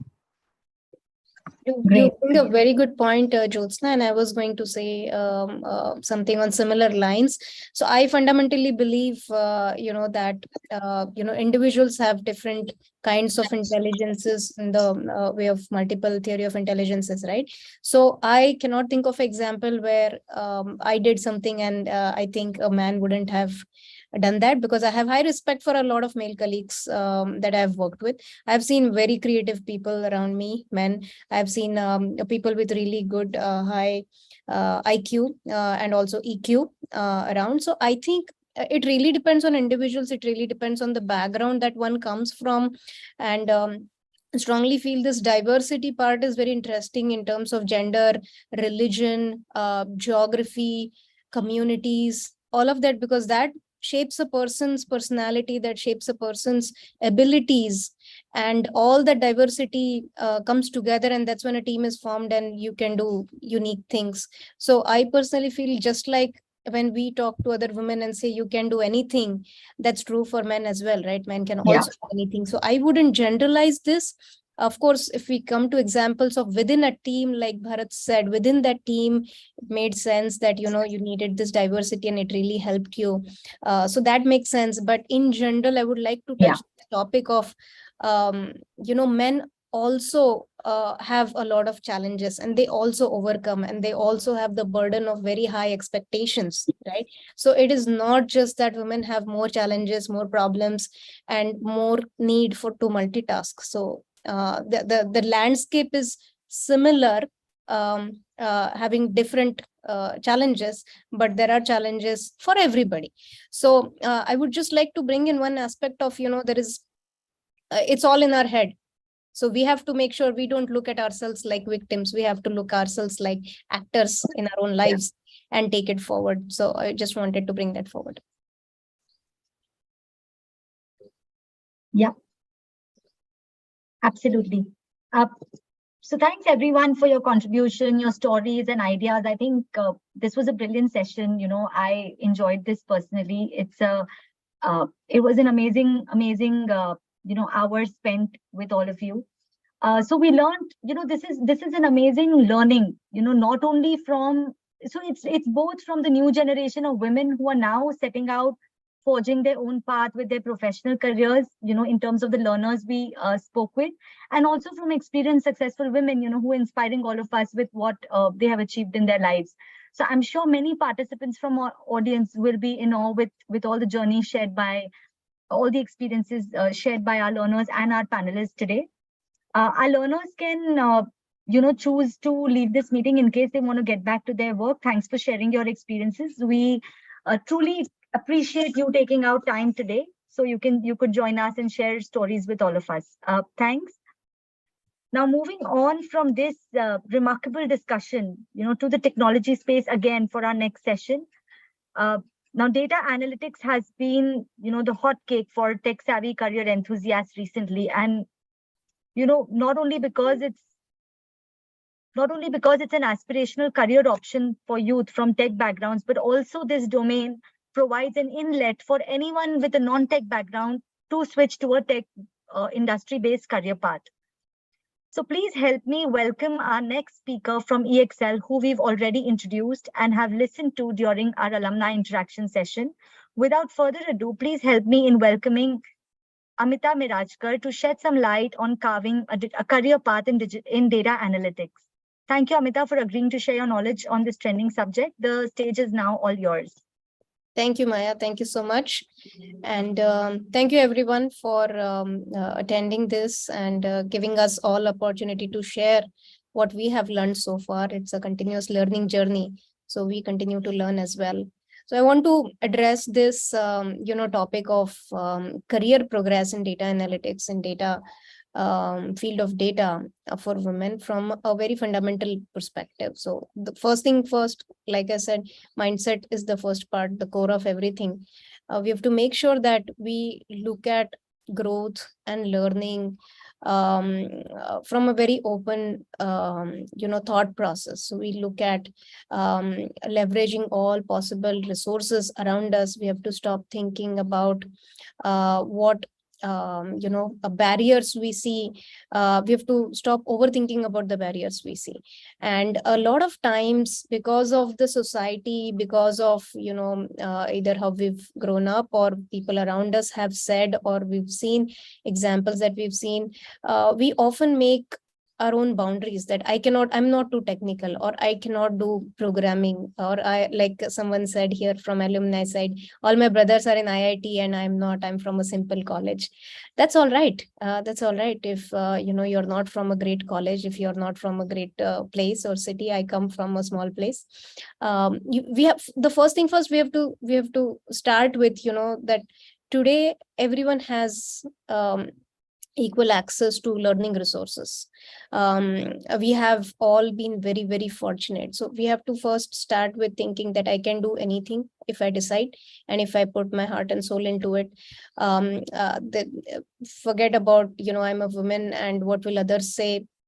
Do not worry about it. So the first thing first is that have confidence in yourself. Confidence is something that can be built over period. One, it starts from within, that you need to tell yourself, I will do this over a period of time. Nobody becomes an expert right away, right? Number one is internal confidence. Number two is you have to work hard and build your skills, build your credibility. And again, the confidence will automatically come. And we saw some examples today, some great examples. And I hope to see you guys again in a couple of years. And I'm sure we'll see transformed you, Neha, and, other alumni we saw. So it happens over a period. When I started my career, I couldn't even speak this much fluent language. I learned over a period, and I still have a long way to go. However, my confidence will still remain high. I know I will learn, and hence everybody else also should know you will learn. So confidence, there should be no compromise. You're the one who is deciding your confidence. There was a question that came up in Q&A I want to address in this part of my session about being emotional. So somebody asked, I'm very emotional as a woman, what should I do? And I was speaking to a colleague a few days ago, and the colleague was sharing a personal experience and example of working in a team environment and feeling bad about some situations, feeling hurt about some things. And I was telling them, hey, you know what? If you're feeling hurt or if you're feeling bad, that means a lot. In a professional environment, you should not give that power to anybody else other than you, yourself, your very, very close friends, your parents or siblings, very close family. Nobody else should have the power of making you feel bad, right? So keep emotions aside, keep them with a smaller group of, circle that you have.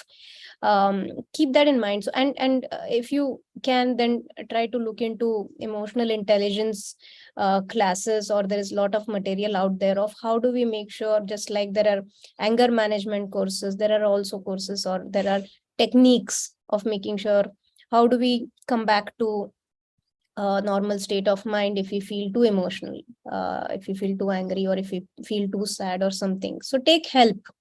If you think there are situations you are kind of losing the grip on your emotions, then take help. Talk to your friends, talk to your mentors, talk to seniors, making friends who are older than you, making friends who are probably on a step further in the journey that you're on is very important. I tell my son, he's in 8th standard, I tell him, go make friends from 9th and 10th and 11th and 12th standard, so that they will tell you what path they took, and then that will automatically give you some feedback, and you will know what to do when you reach there, right?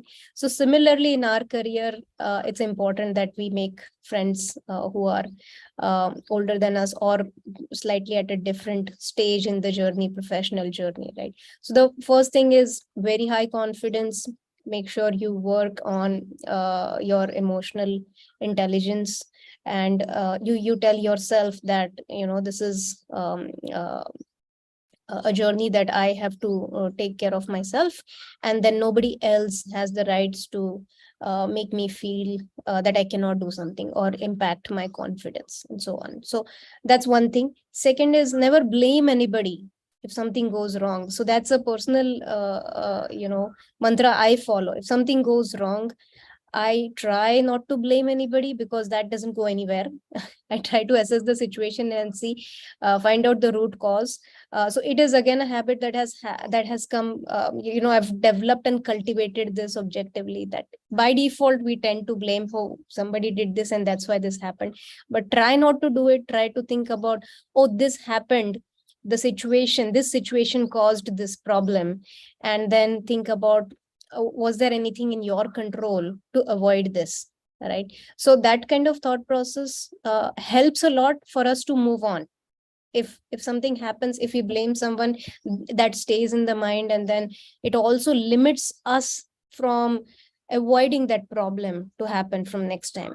On the other hand, if you think about what was in my control for this to not happen, then next time you will make sure whatever is in your control, you will do that, and that problem could be avoided, right? So that's one thing I believe. Do not blame anyone.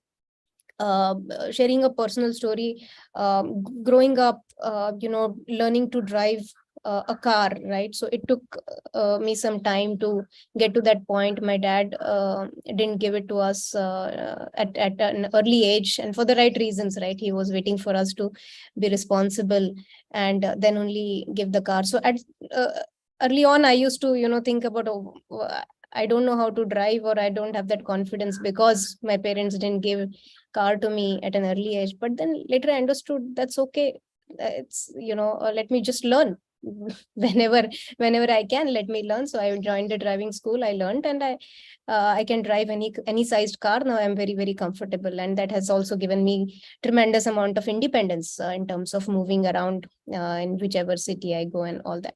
So the thought can come to you about blaming someone, but please avoid it, and please just reroute that thought to what can I do to improve the situation. Second is let go of everything that has happened in the past. Let go of whatever has happened. Think about what next from now. What can I do? How can I go ahead from here? How can I improve the trajectory for my career and growth and learning? So having clean slate every once in a while is very, very important. So sticking to the past, sticking to the fact that, something happened to me and that's why I am like this. No, let it go, move on.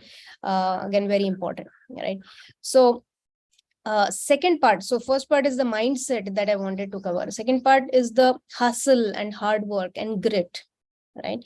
So now here comes a learning part. So you start with learning something. We saw examples of someone coming from sales background into data analytics, and then they took the initiative to join EduBridge, learn the skills, and then successfully got placed in a company. So the hustle should be there, the drive should be there. Start with basics, start with programming language, start with logic, start with how do I think like an analyst, how do I think like an engineer. And I think in terms of learning and taking up a technology career, you could address it from two ways. One is I tell a lot of friends of mine who come to me and say, I want to join technology industry and I don't have any background. And I tell them, you know what, approach it from two sides, top down and bottom up as well. So top down, you have to think about what kind of business problems are we solving using technology? What kind of business use cases are we solving using data analytics? So what is Uber doing different? How is Uber using data analytics? How is Swiggy using it? And what is Facebook doing? So at least start from top down of understanding the business value that is created using technology, using data analytics, and then see what technologies are used and then try to learn them, right? So that's top down approach. Second is start from bottom also. So learn certain skills, learn a programming language, learn Python, learn Java, learn tools like Tableau, and then see where are these tools or technologies used to solve business problems, right? Try and do those projects. Talk to your seniors and mentors and say, give me a project or give me a practical use case. I have learned Tableau, and what do I do next? Give me some exercise for me to do. And then you can kind of connect the dots. Over a period, you will be able to connect the dots of, hey, I understood the business problems and I understood the technologies, and this is how they come together, and this is the value we are creating. So this part, this understanding is very important. Don't stay just here and don't stay just high level. So that's very, very important to connect the dots when you learn all different technologies. Second thing is, there was a point in this industry earlier where they used to be experts of just one. In this example, if there was a Tableau engineer, that person would do just Tableau for their whole career, and they would become expert and expert and expert and continue to do the same. If there was a Java engineer, the person would just do Java engineering all the time. But gone are those days. There is a lot of focus on full stack performance. What that means is that you need to understand how is this used in the whole solution building, which is helping business problem solving. So that full stack understanding is important of how is my solution getting architected, getting designed, getting deployed, how is it integrated with other solutions in the ecosystem, and how is it getting used by end users, having some understanding of this customer experience and other aspects that you put. So that full stack as a spear is coming into importance today, way more than earlier. So keep that in mind as you learn. Try to learn peripheral things, right? So don't just stay at one, try to learn peripheral things. And then whenever you get a chance, you talk to your team members, understand how the team performs. So one part is learning. Never spend too much time in just theory, right? So knowledge without practice is of no use. You have to do a lot of hands-on yourself. You have to get a lot of feedback from others, do practice. And at the time of learning, the audience that we have here, what we are hearing is, EduBridge is helping cross that big barrier of getting in the industry, right? So once you get in the industry, then you have to see, hey, now I have a large company where I'm working. I have hundreds or thousands of other colleagues here. And how can I take advantage of this situation? How can I understand what are different roles and responsibilities within my team? So there are data architects, there are engineers, analysts, there are data quality engineers, there are software programmers, there are data scientists, technical program managers, account leaders. So these are all various roles. And, the education part before joining industry doesn't give a full picture of all these roles. This you can understand only once you start working in a company, right? So observe all of this, of what are different roles, who does what, how do these roles interact with each other, and what am I inclined to, what are my strengths, and what are my weaknesses, what do I want to do next, and start building your profile in that direction. Start taking steps into that direction of, this is the role, data engineer is the role that is of high interest to me. Then what do I need to do? I need to learn cloud. I need to enhance my skills in terms of architecting data lake. I need to understand how to build data pipelines. I need to understand how data quality is taken care of, data governance is taken care of. So once you know what you want to do, go deeper into that and spend time, talk to people, leverage technology. So we use a lot of online platforms for learning, and I have personally felt that they are biggest boon for us. YouTube has all kinds of videos, really amazing videos. Like I said, the example of how is PayPal's architecture, how is Uber's architecture, how is GCP helping make intelligent decisions for large enterprises. So a lot of great videos are out there on YouTube, on various other platforms. SlideShare has great material on slides. So take advantage of all of that. Take advantage of the fact that you have colleagues to go speak to, attend events, meet people. And if you think somebody, has something interesting to share, then talk to them and ask help. So that's one thing I will tell you. Other thing is, failures happen. So that's okay. There will be situations where you may have to work a lot and the projects may not be successful. Very, very common situation. Conflicts also happen. Projects go beyond deadlines. All of that happens. This is all real life scenario. It's okay. It's okay. Be rock solid. It's all right. Be very, very open in communication. Be confident in saying when it is too much to handle, and openly, open up the topic with the team, saying, hey, this is a lot going on. How do we handle? How do we manage? Should we take turns? Should we do shifts? Should we change our approach?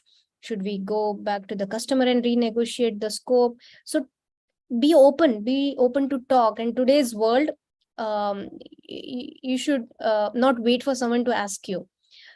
You should raise your voice. You should raise suggestions, be polite, but feel free to say what you have in mind. And if you don't have a solution, it's okay. At least bring the problem up for discussion within the team, and the team magic will happen. Collectively, you will come up with solution. So keep that in mind. Grass is not greener all the time. Problems will happen, conflicts will happen, and those are the situations that shape us, that give us the experience and confidence over a period of time. So third part that I want to touch, first was mindset, second was the hard work, grit and hustle and not to give up attitude, and the third part I want to touch is the people part. Surround yourself with the right people. It is very, very important. Make friends from this industry.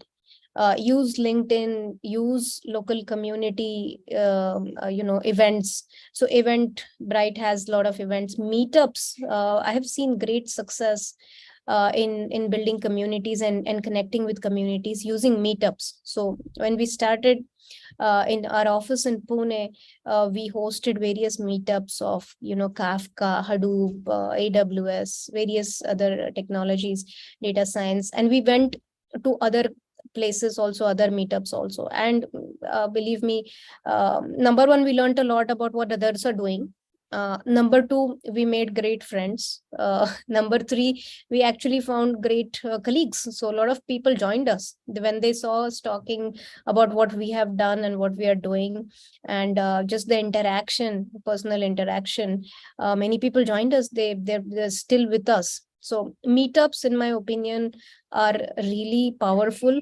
COVID, as much as great benefit it has brought about work from home and being able to do everything digitally, to what Jyotsna said, right? We have to find that balance. If we do everything digitally, we will not be able to find those good connections that we make with face-to-face interaction. So just go slightly out of your comfort zone, go attend events. Don't think, how do I go alone? No, that should not even a problem. If you feel you're interested in that topic, just go attend that event. Just go sit there. At least one or two people will speak to you, or you can just speak to others saying, hi, I'm also interested in the topic, and what is your interest or experience, and just be exposed to new people and new settings. And in my experience, it has helped me give a wider perspective. If I don't go out and if I don't go meet others out of my regular, friend circle or, colleague circle, then I feel like we start having a tunnel vision. We all start speaking the same language. We all start speaking the same tone and start using the same approaches. And, that diversity in thought process lacks somewhere. So I feel like meeting new people and meeting people in that field is very important. So please attend meetups, attend events in data analytics or the fields that you're interested in, and make new professional friends, make new professional circles, help them. So if you meet somebody and then you find out, hey, this person had interest in quality engineering, and here I know my friend is looking for a quality engineer, refer them. So help the people you meet, and it's like karma. Help will come back to you in future someday when you need it. But just that's how you build the network. That's how the networking happens, not just by sharing business cards or sharing names or phone numbers, but actually later going and connecting. Hey, I understood, I met somebody the other day who works in water conservation, right? And later when I met somebody else who was solving some problems around water, I connected them and I said, hey, I know this person who's really good in technology for water and solar, and then would you like to connect? And that helped them. And this was not because they asked me to, but I just thought that this is exactly how networking should work, and if we connect them, they will get advantage of sharing ideas from each other. So people who you surround with is very important. On a personal note, setting the boundaries of how you want to work, how you want to set your routine and day, and what you like and what you don't like. So just give it a thought and set that kind of proper expectations with your friends and family. I hear from many people that, hey, I have too much work at home and hence I'm not able to give time to work.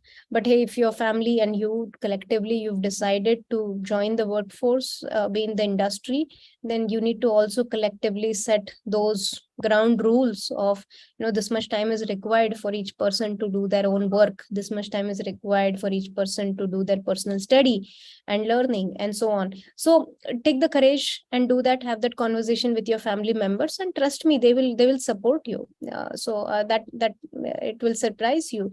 It's just a matter of you being very clear about what you need for that stage of your career. So this also, the way I look at it, this is all how to form your support system, friends, family, professional network, making sure you have a right support system. Now, I think we're running a little late, so I want to summarize this. Where we are going to is forming a virtuous circle, around you. So the virtuous circle is basically you have the right mindset. It starts with having the right mindset, having right thinking, right, so that's the first part. Second is acting right, working hard, hustle, go do things, start, fail, succeed, rise, learn from mistakes, go again, do things, meet people, and so on. So thinking right, acting right, and then from there, basically learning from mistake and again thinking right. So there will be pitfalls, there will be issues, but go back to thinking right. And then keep this like a virtuous circle, and trust me, over a period of time, like it was covered earlier also in the personality building, so it starts becoming aura is not the right word, but it starts becoming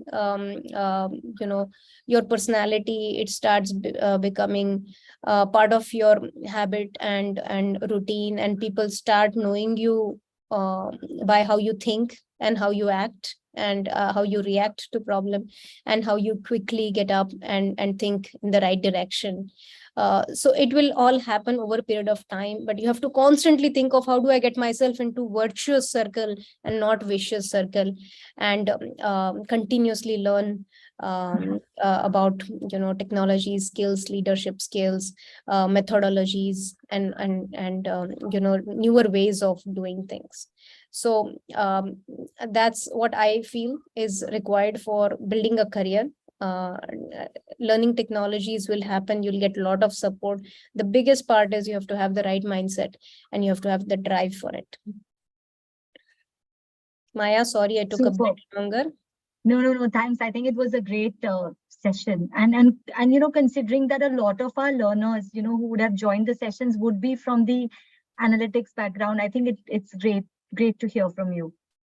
Thank you.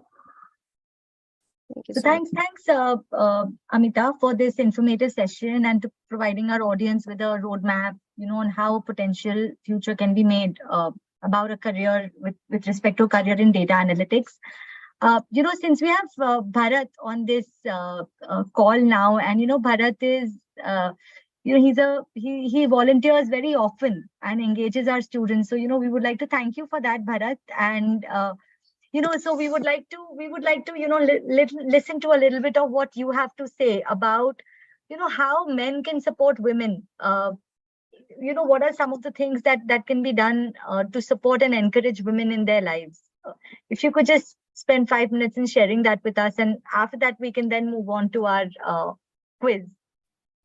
See, I have a daughter. She's going to turn 18. She's preparing for a boards exam. So she is, all my world around. One thing that I've learned is to pamper people. Not for the wrong things, but for the right things. Pampering would also mean sometimes people do not like to be pushed. But I found that, while you are pampering, you can push people in the right direction to do the right things. When there was a time when she wanted to decide, which stream to pick post her 10th class, she decided to go with commerce. I am myself a science student, my brother and most of our family come from that, science background. I had no idea what this commerce stream is going to be like. But I said, if that is something that you've already decided to do, go ahead. She picked commerce. But she said, I would also want to learn maths while, I do the commerce side. I said, very well, just go ahead and do it. So she started with commerce and, now she's in 12th. Now the next career step, we're looking for where do you want to go? What do you want to do? And she's got so many things that she wants to do. All right. And the only thing as a father, and, this can also be related to, when you want to really push people or you want to give them space, where they want to nurture themselves and guide through that, right? So it's one thing you pick a path and you don't know, what that path has for you, have alternatives. And that is exactly what she has come back saying that, okay, I want to do my business studies. I want to get into an IIM. I want to do a 5 years IPM. However, I also want to get my hands dirty in hotel management. I want to open up a hotel of my own.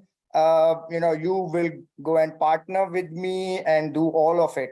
So she has, her options very, very open right now. And I'm not pushing her to anything. All the role that I am doing right now is just give her a direction, give her that push, keep her motivated in whatever she wants to do and excel. Failures, as Amita said, are part of life. The failures are bound to come. They will come. They are those, blocks that actually tells you how much more steep jump you need to do the next time you do the same thing.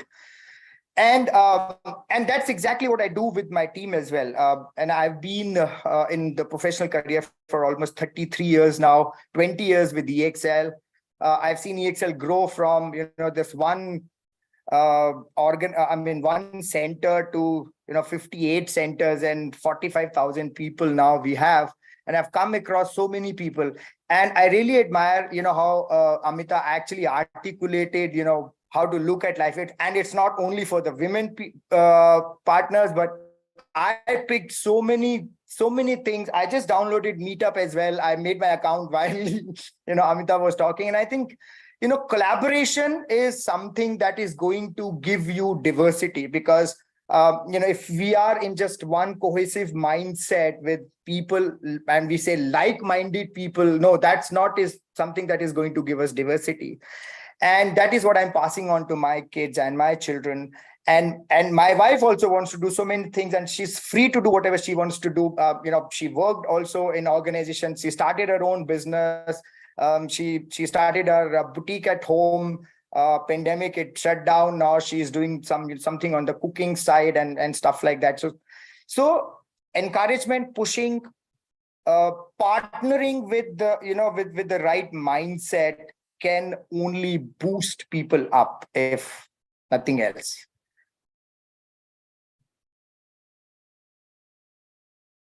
Wonderful, wonderful. Just give me a minute. What do we have next? So thank you so much, Bharat. I think that was very inspiring. Thank you so much. So we've all heard, right? All work and no play makes Jack a dull boy. Now, how can we conclude this event without any fun activities? So next we have a fun quiz for our audience, and the top 5 winners are requested to share their name, number, and addresses in the chat box for us to be able to send you some amazing giveaways. So let the fun begin. Pavi and Clemanda, over to you. No chat GPT, please.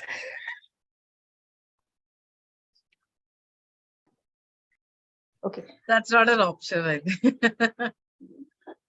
Okay. So let's now move on to the quiz. We just want to, the fastest finger over here is going to be the winner. We're going to have the top 5 winners for this quiz. So let's see how well our typing speed can be. Yeah. Bhavi now will be sharing her screen and we'll begin with our quiz. Is everyone ready for the quiz? Ready. Okay.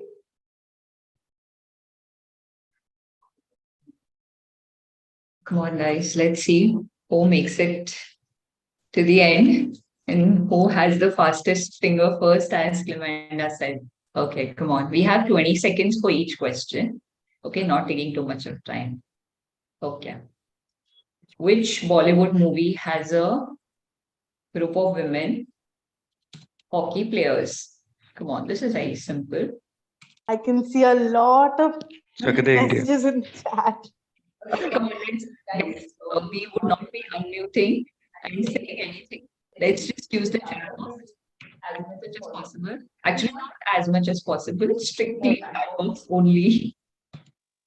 Yes, of course, it's a very simple one. So the top 5 here, let's see. The answer, of course, here is Chak De India.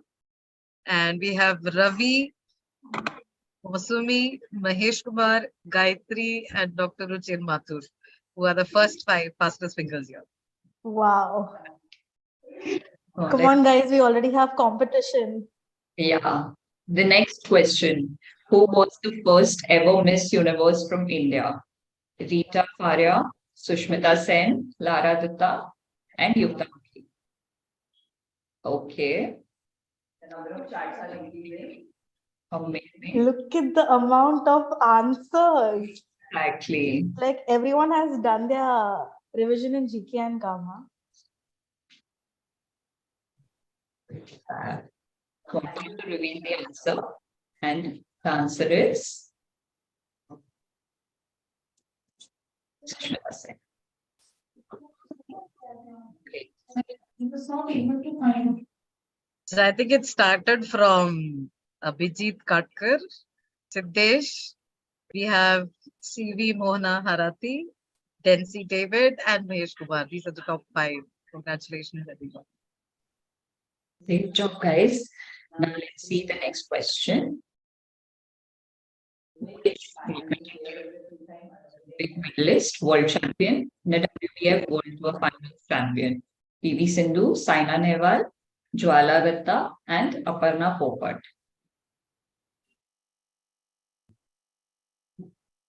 So the stakes are high. It is just the third question. We have more to go. Come on, guys. See, my chat, notification has stopped to 99 plus. I can't even see more. I'm so excited. I think our systems are going to get hacked, Bhavi. Exactly. Come on. So time to reveal the answer, and the answer is PV Sindhu. A very confusing list that we have here. I think the first answer was from Simarjeet Kaur. How many of you guys actually guessed Saina Nehwal? I thought that.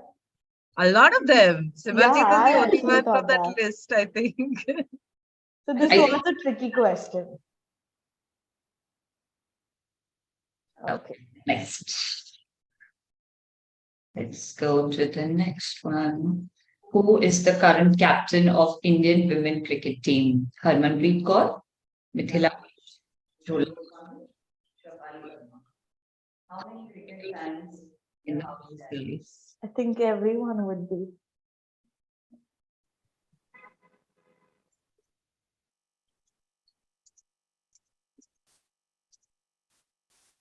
Yeah. 10 seconds more. I think let's make tough for them. Let's stop.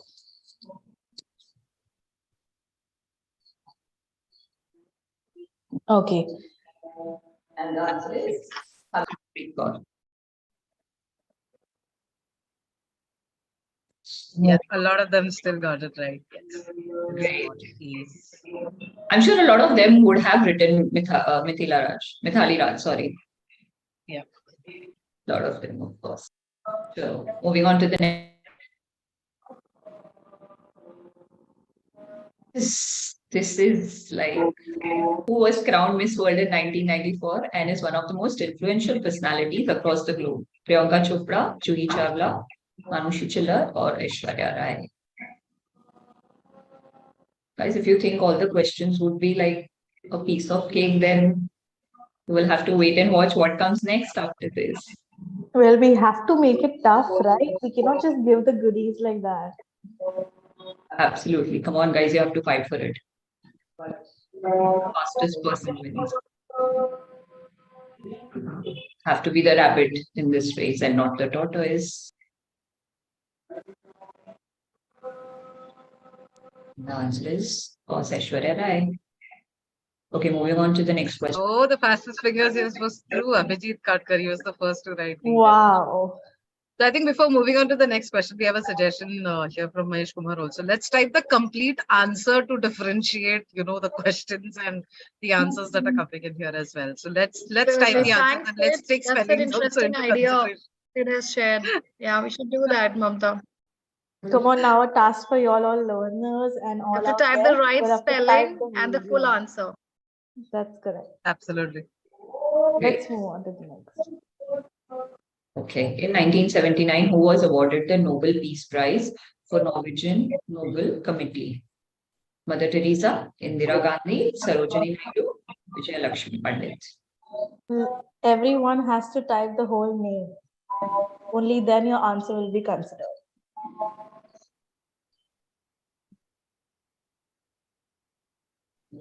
And the answer is?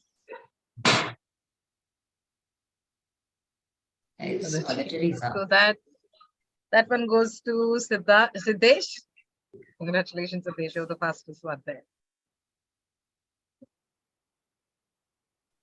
Who was named the first female teacher of India? Sarojini Naidu, Savitribai Phule, Rani Lakshmibai, or none of the above? Tricky question, right? Of course, Nikita, we have to make it tough. Yeah. This won't be easy, right? Come on, guys, 10 seconds more.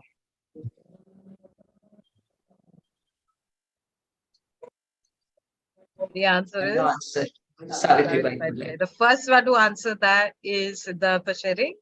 Wow. Thank you so much. Congratulations. Moving on. So both of them are actually gone for Sarojini Naidu.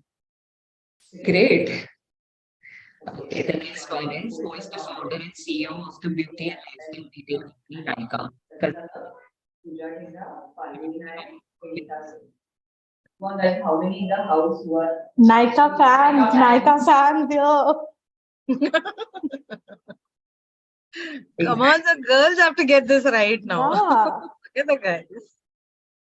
This is not a Black Friday sale. This will actually be a woman from the audience. This will actually be a woman from the audience. and the answer is Falguni Dayar. Right. The answer was from Preeti. Yes, the answer was from Preeti. Congratulations, Preeti. Wow. Amazing. Okay, moving on to the next question. Who currently leads HCL Technologies as their chairperson? Devjani Ghosh, Upasana Tapu, Akanksha Hazare, Roshni Nadar Malhotra. Come on, guys, you have to use the chat box and not unmute yourself. I understand the excitement, but come on, let's use the chat box. For all the techies in the house. Okay, and the answer is course, I think someone already unmuted and said the answer. Of course. Yes, I'm ma'am. never considering the rules. I think it was Siddesh who It will posted take it time, first. ma'am, while writing the message. Okay. Great. On to the next question. Come on, guys. Now we have to see who's actually been attentive since the start. Yes. And have to answer this question right. So what is the theme for International Women's Day 2020? And do they have to You type have to type the long- whole sentence. Only then your answer will be considered. Yes. We don't need options. We need the complete sentence, the option as it is. DigitALL choose to challenge. Time is now. Come on, guys. Question. Oh, great.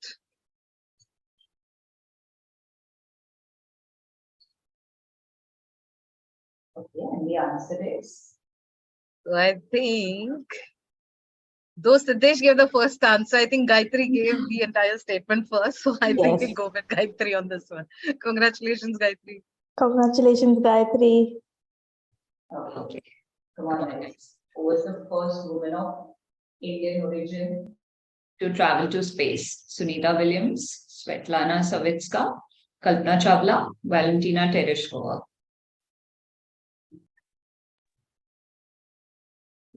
Is it as easy as it seems? Let's see. What do you think, Larry? I think the answer is, oh, let's wait. Let's see what the audience says.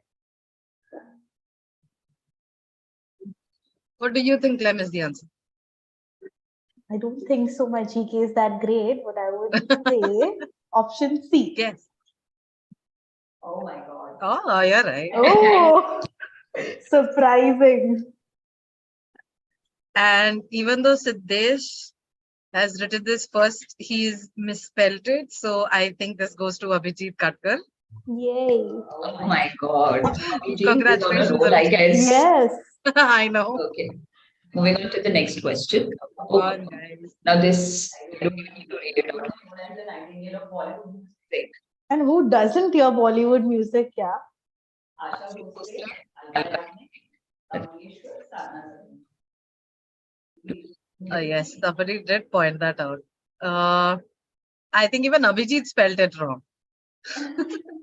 So the one who spelled it right would be Simarjit Kaur again. I think there's a tough competition between three of you. Yeah. Okay. Of course, so without any second thoughts, it's Lata Mangeshkar. Now, last but not the least, so guys, come on, this is the last question. This is your time. Kargil girl. Punita Arora, Gunjan Saxena, Padma Bandyopadhyay, or Vijayalakshmi Ramnath.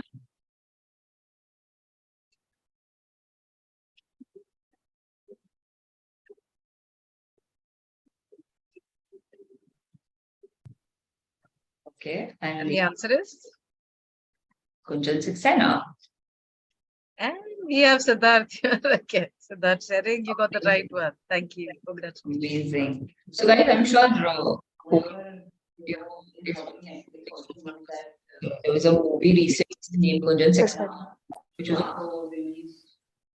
so yeah, of course, it's like a big deal. Okay, so I thank you everyone. Thank you each of all for participating, and let's see. I mean, we'll take some time to announce the winners, but we'll get back to you guys soon. Thank you so much, EduBridge team, for putting this together. This was amazing effort, and congratulations for such a great program. Thank you so much, Thank Bharat. you. Thank Over you so to much, you, Maya. Bharat. Thank you so much. Great. So thanks for this quiz. I think it was brilliant, and thanks for the participation to the audience. Now, before we move on to the close of the event, I would request Ms. Khan to say a few concluding words about the event today, and if you could share a message with our participants who've joined us. Sure. Thank you so much, Maya. I think it's been extremely amazing. The event was amazing. It was extremely inspiring. The stories were really amazing. We heard from our learners. We heard from our panelists from EXL. I think it was really touching. And I'm sure there are people at EXL, our student beneficiaries across, Pan India who have joined from EduBridge, have had a good time learning and understanding, about the theme of the day, which is digital innovation and technology for gender equity. I really want to thank Maya, you and the entire team of EduBridge, for putting this entire program together. And thank you so much for all the work that you have done to make this program, a success today. So thank you. Thanks, Muskan. I would like to express my heartfelt gratitude to you, Muskan, Satyajit, Bhavna, Amita, Sonal, Jyotsna, and Parul for your amazing participation today and ensuring that all the sessions were truly enriching for our audience. I would also like to thank the team at EduBridge who was sincerely committed to making this event a success. And lastly, it gives me immense pleasure to acknowledge the presence of the entire community of people, especially all the women in the audience, for participating in this event today. This would have not been possible without the support of each one of you. I hope all of you are going back with some food for thought, with some good memories, lots of learning. I would like to conclude this event with some famous words from the former First Lady Michelle Obama, who once said, "There's no limit to what we as women can accomplish. We only need to take the first step and keep moving ahead." Thanks so much, everyone. Have a great evening. Thank you. Happy International Women's Day to everyone. Thank you. Have a great Happy weekend. Women's Day to everyone. Happy Women's Day.